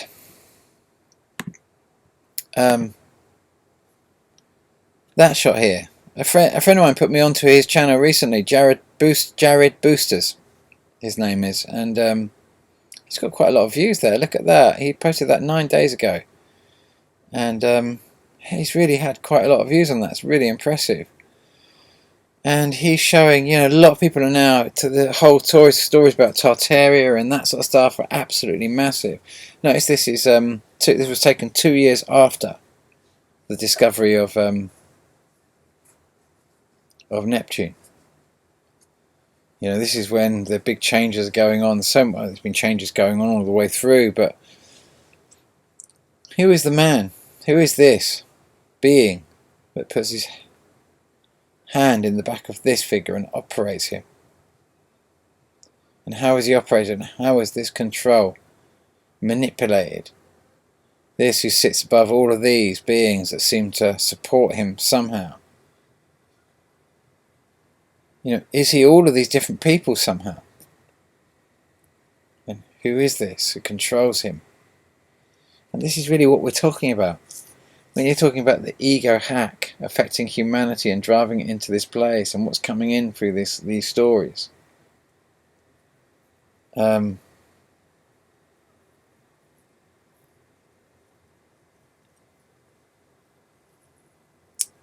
This is what this is all about, is who you want to be. You remember, I always talk about the Colburn Bible. Well, often bring it up, and it was discovered, like I've said before, in the kind of like when, after the days of the disillusionment of the monasteries, and Henry VIII had come to Glastonbury and killed off all the nasty ruling Catholic priests that were butchering the witches and the wise and the intelligent with the most horrible deaths, saying that they were whatever they thought that was, and he destroyed them and started. So we would come out of that period and began a whole new kind of era of control, where it wasn't like good was coming in, it was others were taking over belief mechanisms of control for themselves and coming up with different ways. Humanity was so used to being controlled by belief that rather than fight them, they kind of fought them, but they copied. And so we're still in loads and loads of different belief systems everywhere. It's just that so many more people have adapted those means of control of humanity, and we have been so saturated by them that we can all see through belief now. Most of us can see through. Those who aren't stuck in Christian belief, and every time they see a planet scream, Jesus is coming, I get it as well. I get the whole thing. I do see it. I totally see it. I don't say that in a patronising way, but it is kind of like it's a trigger. Anything that comes out triggers the kind of belief mechanism. Like, it just comes in and it just becomes fundamental, and it blinds us from what we're seeing. We can't, when we're blindsided by a belief system, it invites one of these entities into us to control us. Not to say that that's what we're seeing here, but it's quite interesting how we're seeing this kind of like one controlling another through these. We don't know if this is. This is. Oh, excuse me. Muhammad didn't come till, 700 AD, and so the whole kind of Muslim faith. So are these old artifacts? Are these old Sumerian artifacts, or are these old Zoroastrian artifacts? When at the time of the kind of downfall of Rome, the kind of like the Romans would have been, they wouldn't have been up against in terms of, East against the Middle East, or sorry, as in the West against the Middle East, in those kind of like in the kind of days of the original days of the first kind of Crusades. I can imagine many of them would have been Zoroastrian as well, and this could very much be Zoroastrian kind of relics. And so if that was, then is this a Zoroaster? That was the kind of like, the Zoroastrian faith was kind of like, you had Zoroaster, that was the kind of God. The God wasn't like a being, it was like a clear mind. It gave you a clear mind. So is he in a state of meditation, and this is Zoroaster giving the leader a clear mind, and working with his mind. Is that what I'm seeing? I truly don't know what I'm seeing here. It just kind of plays in my head of what I'm understanding in my own process of understanding the state of duality, the heart connection, and the narrative that's been fed into us by the ego hack that creates all this hell, and worst of all creates belief systems in us that we ourselves get snared by, and then they create most of the conspiracy theories themselves, and we jump on them, and they run all sides pretty much. They run 95% of the conspiracies and all of the propaganda. And but we peddle the propaganda ourselves. We push the carbon zero stories. We want to be carbon zero. We don't really know what it means. We can't look at volcanoes because it interferes.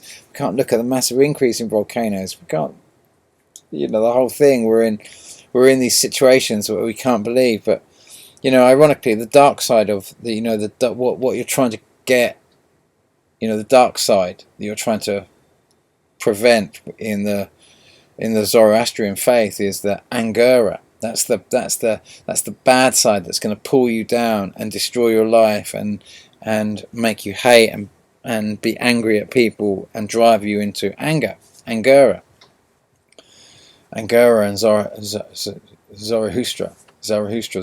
I think it is, something like that. But is this a Zoroastrian thing? We just truly don't know. Probably. But it also just could be Sumerian. It's we don't know what we're seeing, but isn't that interesting that is? It's kind of how I see what's going on at the moment. Entities controlling us from the throes. Oh, excuse me, I'm so tired. So I should leave it there.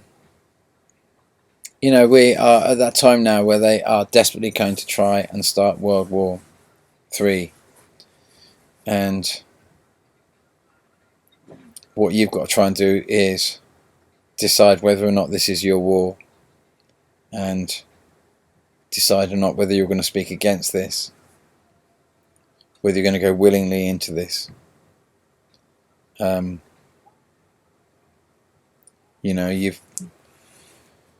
You saw the big earthquakes in February and March. You've seen all the big sightings of this. They're just all over. Or it's all just down to belief now. Belief seems to be the big case of whether you will be leaving or be staying. Whether you will occupy your body.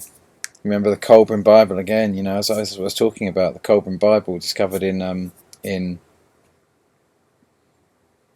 after Henry VIII sacked the abbey, and it said, man is not punished for the mistakes he makes; he's punished for the mistakes he fails to rectify. And at the end of the whole, it's not a massive book. It's it's a very short thing. But at the end of it, it says, but it describes the great dragon and says when they came down from their hiding places. The skin hung from their bones because they've been starved. They've been so starved, but they had no memory of who they were, and their guides and gods were gone. They'd become the entities which had once controlled them, had taken them over, and their existing higher selves had left them. They'd taken themselves to such a low vibration that they had detached from their highest aspects. They had repulsed their souls clean from their existence. They had become their demons, their egos.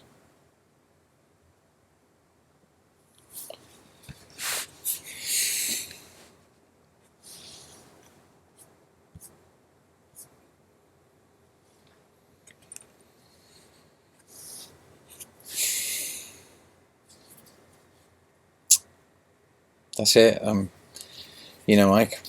I know that I keep going on about the same sort of stuff. I don't know what else to do really, other than kind of bring all this information together. It feels like, for me at the moment, I'm tired of it. I'm tired of doing it now. I've done it so many times, and my audience is getting smaller each time I do this, and and I'm sensing it. I know I go on about the same things, but we're watching the same thing coming round, and unfortunately these things are in long play, and our lives really are quite short to the kind of like I've been watching these movements since 2000, and I've been watching the movements, or collating the movements, but I've been doing this long enough now that just seeing it and watching each flyby come in and go out wipes me out. It kind of like, it's a massive thing to charter. I'm exhausted with it now.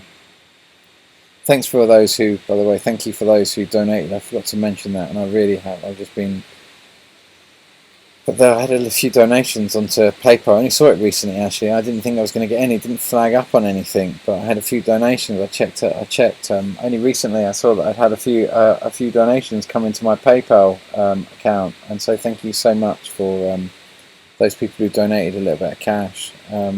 Thank you so much. I managed to sell those my Maxus van. It's been my runaround van for the last couple of years whilst I've been doing it on my big truck and getting it back on the road. So it's been a really amazing thing to have that little Maxus, and I turned it into a camper van, and I finally sold it. I didn't get as much for it as I wanted, but that was and then trying to get rid of for the things I've been doing in summer at the Gorilla Bar and all the other little bit. Excuse me, that I've been kind of trying to get off the ground. I've just been so busy trying to keep the wolf from the door that I've just kind of all the money's just run out, and so it's kind of like, and the boats aren't finished yet, and so on and so forth. So it's all squeezing myself. So I'm going to put now another month of work into the boats, and but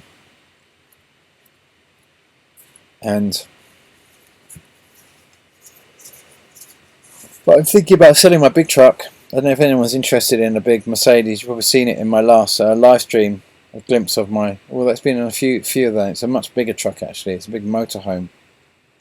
I think I've got to sell that because, like I say, even though I've kind of dented the side of my overdraft and what have you, I'm still not nearly in the back in kind of like a place where I've actually got money in the bank. I'm all in debt and everything else like that. So it's a bit of a scary time. I've just got to kind of soldier on. So I've got to try and sell that. But it's a grand truck. If anyone's thinking of if anyone's looking for one of the big Mercedes motorhomes, I mean, it's not the best truck in the world, but it's an interesting truck. It's got some interesting conversions on it. Like I don't use it. I don't run vegetable oil in it, but but I did set it up so it does run on vegetable oil. And in places in Europe, I have done when I was testing it and building it. But I've done it on a true few systems, and honestly, the first time I did it was on the big pink van, and it went wrong, and the engine went bang in the end, and I realised I'd made loads of mistakes on it, and so I rebuilt it on that van to work out how to make it, and I worked out how to build a heater system so when you put vegetable oil into the separate tank, it runs, and then when I got it right, it ran better on the vegetable oil than it did on diesel. It sounded all shaky on diesel, and very pinky when it ran on diesel, but when you run it on vegetable oil, when it was properly heated and went through the right system, and it was not mixed actually, just as it was, but heated at the right viscosity, oh my god, it runs better on vegetable oil. Well, they were designed to run on vegetable oil, they were designed to run on peanut oil, and of course when the fuel is stripped down like it is, it doesn't run nearly as well, but when it's heated. And so my big truck has got a system like that if you wanted to run it on vegetable oil, you could actually put vegetable oil straight into it. You've got to there's another tank that the vegetable oil feeds into, and so that when it's warm you can switch it across to vegetable oil, and it runs. Oh my god, Anyway, there's certain countries in Europe that I used to kind of do a little bit of experimentation when I used to do big runs, and which I won't mention where they were or anything else like that, but I have run it on vegetable oil. But it's an amazing truck. I've recently resprayed it. No, it's not the best job in the world or anything else like that, but they're the trucks that never break down. They're the trucks that get sent out to Africa. Everyone, the Africa buys from Europe, I mean, nothing else gets sent out there really apart from those trucks, and some, because they just go, they're the future. They're like the old truck. They've got low rev engines, big 4-litre engines that are strainless, and they're very low rev, and the maximum rev is about 2.5, nearly 3,000 RPM. So they don't go fast, but they are tractor engines. They're like marine engines, big, chunky marine engines, low revs. So they're not high revers, very high torque at low revs, and they just do millions of miles. Literally, they do millions of miles. It's got 600,000 kilometers on it. It's got that's about 300,000 miles or something, 400,000 miles, but they'll do millions. The engines will literally do millions. The vehicles are the best vehicles ever, so that's why they're really attractive. They just go and go and go. I've never broken down on me, nothing ever. In the time I've had it, about 6 years, never broken down once. I've been up and down Europe, done all over the place. They go forever, as long as you don't let them overheat. That's their weakness. If they overheat, chuck the engine away and start over. It's cheaper to chuck another engine into the engines. The engines are about 1,500 quid a pop, but it's going to cost you that to rebuild it. The engines are so reliable that people don't fix them. They just chuck another one in there. You can take the whole front of the vehicle off and just pull the engine straight out the front without lifting it up or anything. They're incredible. They're very simple, very amazing. They're the best vehicles they ever made. That's why I loved them. It's my apocalypse vehicle. But it's getting too close to the bone, so and I've just got to kind of generate the money, so I think I've got to sell it. So if anyone's interested in a big chunky motorhome, I'm going to put it on eBay soon and see if I can get the sort of money. It's not brilliant inside, but the fridge works. And the so if anyone's thinking out there that'd like to buy a big old truck with me, I'll do a video nearer the date when I go to sell it. I've got to get it through the MOTs and blah blah blah and get it all. But I've been doing loads of work on it over the last kind of 3 years because I left it in France for quite some time. And anyway, it's a whole nother story. I'll tell you more. The lucky owner will get the whole kind of rundown. But oh my god, it's an epic machine. Chunky. You saw it in You saw it in the last live stream. You got a glimpse of it. I had it there on the at Glastonbury actually. It's a beast of a machine. Big, long wheelbase. It's like the 814, but it's a 711. And the reason I got the 711, not the 814, and played with that was the 711 had softer springs, but it had the small wheel nuts like they have on most of the big Mercs with the small wheel nuts, and they always snap, break, and I had that a couple of times. I've had wheels fall off and stuff like that. So I've upgraded it with the bigger wheels from the 814 on the 711. So it looks pretty much the same. It's just got much chunkier wheel nuts on the back and the soft spring. So all the stuff doesn't, the 814, if it's not loaded, everything flies around everywhere, destroys everything in the back all the time, every time you go over a bump. This one doesn't do that. Oh no. This has got the nice soft suspension, so it's gonna it's the Dreamobile. It's like it's an American style wagon in England, basically, like the big American kind of buses and stuff like they have. But it's an English one. Well, it's German, isn't it, actually? But we used to have the Dodge, but the Dodge 50, they never did it with a soft spring. So the 711 was the closest you get to the. And they're the best of the best, basically. You didn't get better. There's no better truck. You will not find a vehicle that you can drive around in and do that type of mileage. And it is relentless. They're just the best of the best. So anyone who thinking about buying a camper van and wants a big chunky 814, you need the kind of like the 7.5 ton license to drive it. I think maybe as a camper van you don't need that, but I've got a funny feeling you do. So if you haven't got the 7 ton license here, you can't drive it. But a lot of people have, and a lot of people want those trucks because they know that. Well, like I say, I've had it for years, and I've done a lot of body work to it. I've had to do a hell of a lot of welding. I've cut out all the bottom, but that's quite normal on those. That's where they go. But that's been done. It's chunky old metal. You just have to keep doing bits and pieces onto it. I've done loads to it. It is what it is anyway. But sorry, waffling on about that. Just in case anyone out there wants a big fat truck, I want as much money as I can get for it though. So I'm going to try and work out what the realistic price for it is, and probably the top side of that, because they're really sought after. They're getting rarer and rarer now, and they're just beasts. And but they're also the kind of vehicle. It's like 1996, something like that. So they're the type of vehicles that can become showman vehicles after 2030 if they do take all the diesels off the road. So it's more likely, as it comes into kind of like a not classic vehicle, we'd have to wait till probably another 7 years before it becomes a classic vehicle after that, before it might come into a total where it doesn't come into, like many old vehicles, going to have to come off the road. But some vehicles that are going to come into kind of showman's class and that sort of stuff, and it can definitely fit into kind of showman class vehicles, so it's much more likely to be able to stay on the road for a longer period of time, believe it or not, than kind of like more modern vehicles that are going to be taken off the road. Not that it will ever happen, or maybe it will happen. Maybe we'll all be driven into electric vehicles, and there's also the options there with the bigger vehicles, because there's more places to kind of put solar panels, there's more places to stick electric motors and that sort of stuff, and to have a combination of both. But who knows what's going to happen there. But there it is, just in case anyone's thinking about, I want a camper van actually, and you're in Blighty and you're thinking, actually, how much do you want for your camper van? I'd love to have one of those classy old classic kind of traveller, epic trucks of the kind of like of the 90s, of the early 90s. They went from the kind of like mid 80s to early 90s. They were kind of like those and the 508 and the 509s. Remember the really rounded big trucks? They were the classics. They were the ones of the 70s. This is the one of the 80s. This was the kind of classic traveller vehicle of my epoch. Do I want to let it go? No, I don't want to ever let it go. It's the beast of beasts. Epic truck. But you know, there you go. Anyway, I'm just putting that out there, just in case anyone might think, actually, I'd like to buy Dave's truck. You might want it. Anyway, I think the other one went to a happy owner. They seem very happy. So and it's tried and tested. God, I've had it for years. It is pull anything, and it does like 25-30 miles to the gallon. Maybe not 30. Maybe that's a bit ambitious. But like I say, you don't have to thrash it. It's got a turbo. It's got power steering. Epic truck. Anyway, I'll say no more about it because I've probably said too much. But that's coming up next. I've got to try and drum some money up to keep going. So all the love in the world.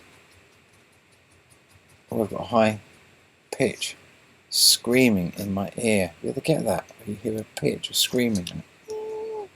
So I better get off. Honey in the heart, 1,000 thank yous. See you next time. You're not going to see me for a little bit of time now because I've got to carry on. But you know, I might make a quick video and just show you my truck as well, just in case anyone wants it. Then I'll put it up on eBay or whatever, and then you'll be forewarned, just in case you think, ooh, Dave's truck. Anyway, I've got to keep the wall from the door. I've got to do something right now to keep on going, and then hopefully maybe try and make these boats work. I pray that this is not the year the big flyby is going to happen. I really do. I pray that we've got another year before this all happens, and we can go to 2024 and 2025 and keep counting, and we don't see this object. You know what I mean? Hopefully everything's going to fizzle out. We're not going to try and do this whole thing, and NATO is not going to just going to say, actually, you know, we're going to blow it out. We're all going to try and get along. We're trying to work our way out, or we all come to a solution, and we have a global awareness, and we let everyone be and do what they need to do, and we all come together in peace and blah blah blah. I'd love to think that could happen now. I'd love to think that we might drop the guns and everything else like that. The current direction, it's not looking like that, and that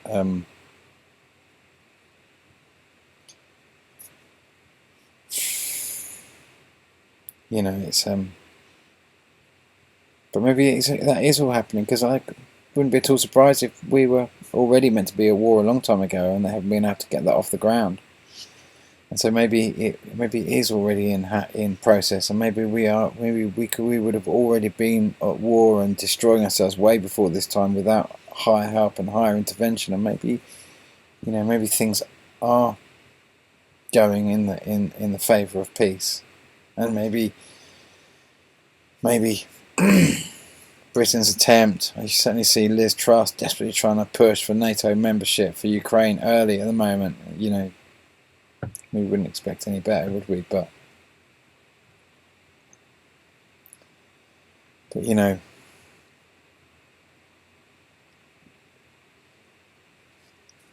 honey in the heart, 1,000 thank yous. You take care. You know, do what you need to do. Stock up on all the things you need to stock up on.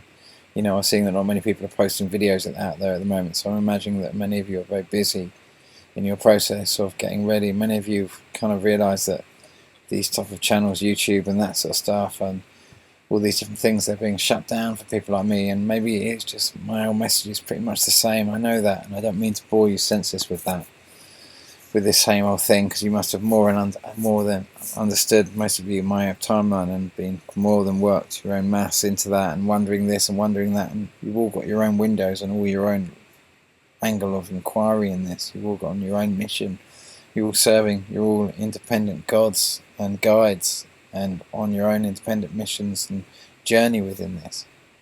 You know, I just saw, you know, Seven Spalding kind of having an interesting discussion the other day, talking about touching kind of similar ideas. I think in some of his things, he certainly did some amazing English You know, a different kind of, you know, he did this. He just did some amazing English accents the other day that just absolutely blew me away. So just like absolutely, oi. He had the oi, and oh man, he got a few of them absolutely. Because when I come out to America, I struggle with many English accents, you know, and he pulled them off. I can never imagine. I can never imagine an American pulling off successfully an English, some of the English accents. Oh my God, he could come over and pass for English in some of these areas like that. It was amazing. So he's quite skilled there. He's got all the guitar skills and all the singing skills. He's got a deep voice. He's got it all going on. Anyway, big love to you out there, Seven. You know what I mean? And all your missions out there. You always big me up all the way down the line. I just want you to know you're very loved, mate. You're very loved. And you speak a truth, you know, and all the Planet X's out there that have had the courage to speak up and speak up against carbon zero and this type of kind of climate change bullshit, which is dragging so many down and has created the pathway for so much other dark, nefarious agendas that they've been opened up to and made susceptible to because of their carbon dioxide zero, the carbon dioxide zero deception, which is, you know, that's what I saw. I saw myself being pulled down. That's what made me right laughing gas. I was being pulled down into a dark agenda, even though I believed, like a Catholic paedophile might believe, that he's right when he rapes a child, or a kind of like a Roman might have believed that he had the right to decimate a community because he believed the Roman pantheons were on his side, these planets were on his side, just like the Romans or the Catholics believed that the pantheons were on their side when they set sail in 1588 with the Spanish Armada, and then everything turned against them and they were annihilated. You know, and rain went from the wealthiest country in Europe to the most broke because they believed they could go to war when the pantheons went by. And when were the ships scuttled? It was July, August when the flyby occurred, 1588. Well, they remember that we changed that was before. That was 1588, and the calendar changed in 1582. But for Britain, the calendar didn't change until 17.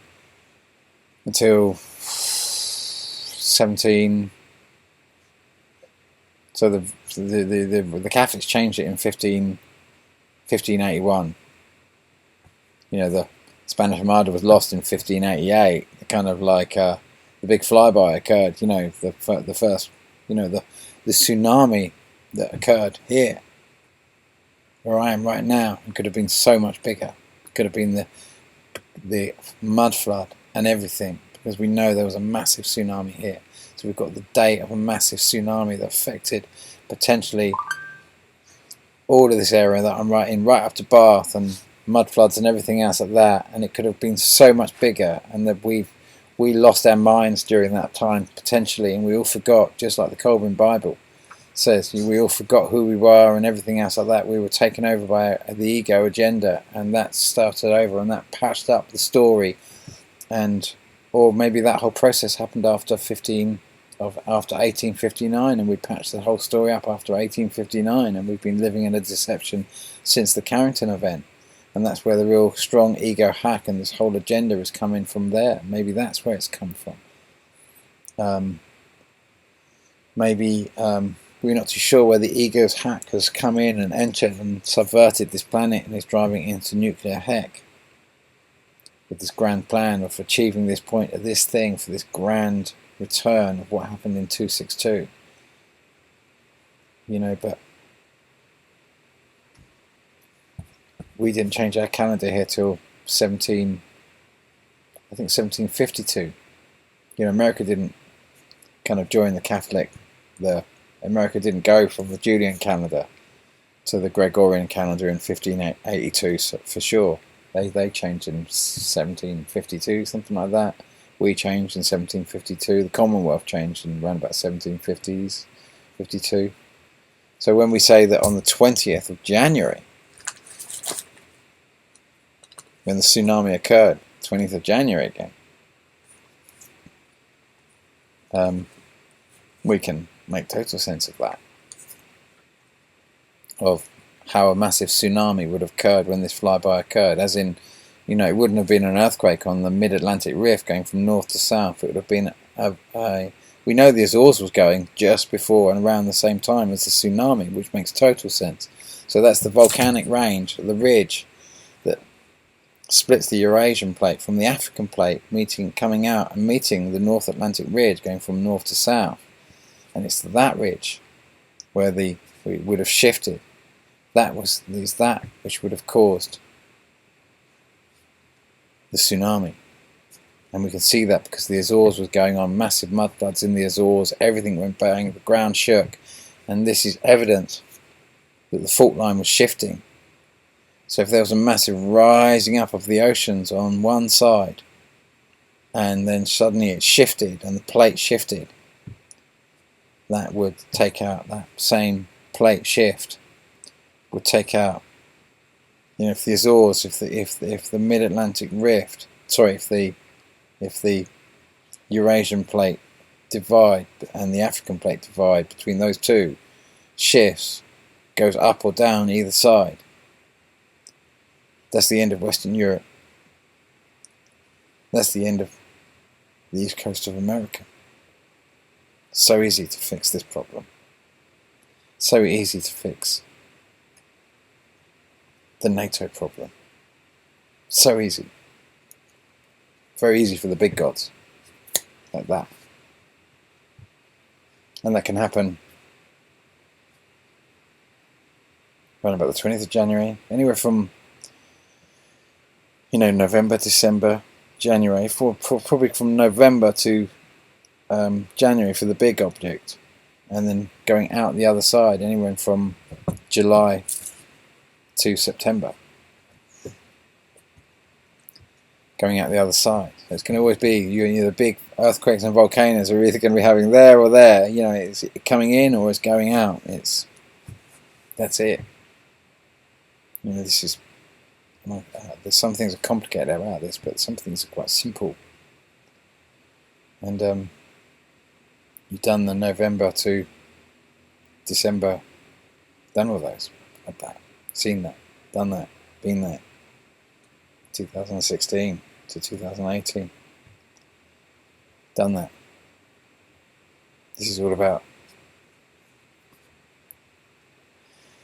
exit strategies. Where you're going to go and what side of the fence you're really on, and who you go with, who you belong to, who you choose as your controller. Which side of the fence you're really on. You know, there's no wrong. It's just choice. You know, as I said, when do you step in? When I open my big communication with God, if you like. You know, that's who I intended to communicate with. And I said, when do you step in? And the answer I got was, at the moment, I have both feet in. But if you don't want me, I'll take both feet out. We all have the right to choose with God's. You know, because you have to live and die with the consequences. As do I. You know, and Laughing Gas, when I wrote Laughing Gas, I didn't even realise I was doing, you know, when I look at 2008 and where we were in 2008, and when I wrote that book in 2000, when I conceived that book and I was having the experiences which made me write that book, we were right next to Jupiter. And I went off, you know, I'd always wanted to know where the guides and the guides came from, and where they visited us from, and where my highest aspect resides. And it wasn't that my highest aspect resided there. My highest aspect had actually come from another planet and arrived on Earth. And through Earth, I was able to do my big transit to what I understand now is the big blue object. And so that was me migrating my soul to the big blue planet, to the fifth dimension. and connecting my human connection not to my earthbound astral realms, but to my higher, fifth dimensional.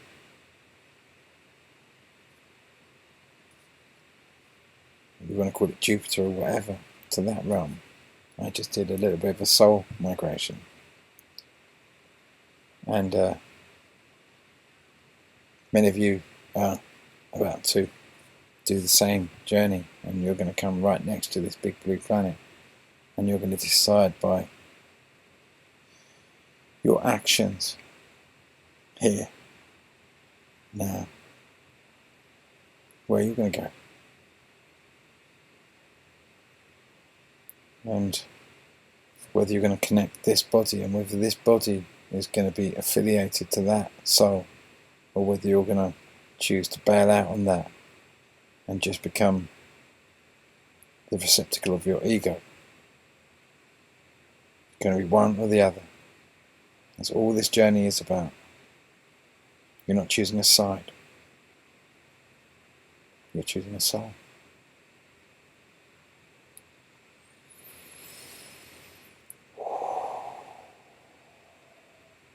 You know, I had to watch. That made me write this in the first place. So I had to watch myself. I had to watch the banks go down to orchestrate, to generate the hunger and the anger, to then drive the war. And then I was destroyed by a tsunami. And when I was destroyed by a tsunami, my karmic attachment to the destruction story that was behind what the apocalyptic vision I had to see, that destroyed me and killed me. It was too heavy, and it dragged down my soul, and I lost everything. I didn't lose this body. No, it was a far greater loss.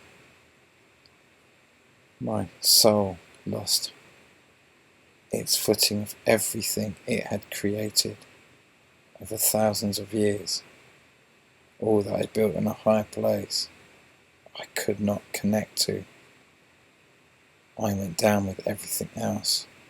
I lost my connection. This is an attack on heaven.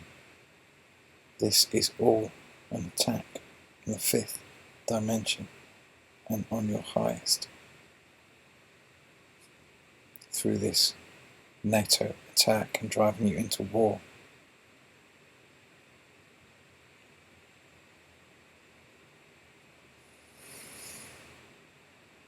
So you have to decide which side of the fence you're on. But realise, step out of belief. Come back into yourself, come back into your body. Come out of the stories of belief. You're surrounded by it. This is the big test, and how you make it. Again, honey in the heart, 1,000 thank yous. Good luck through these times, and give us a shout if you're interested in a big fat truck. All the best. Take care.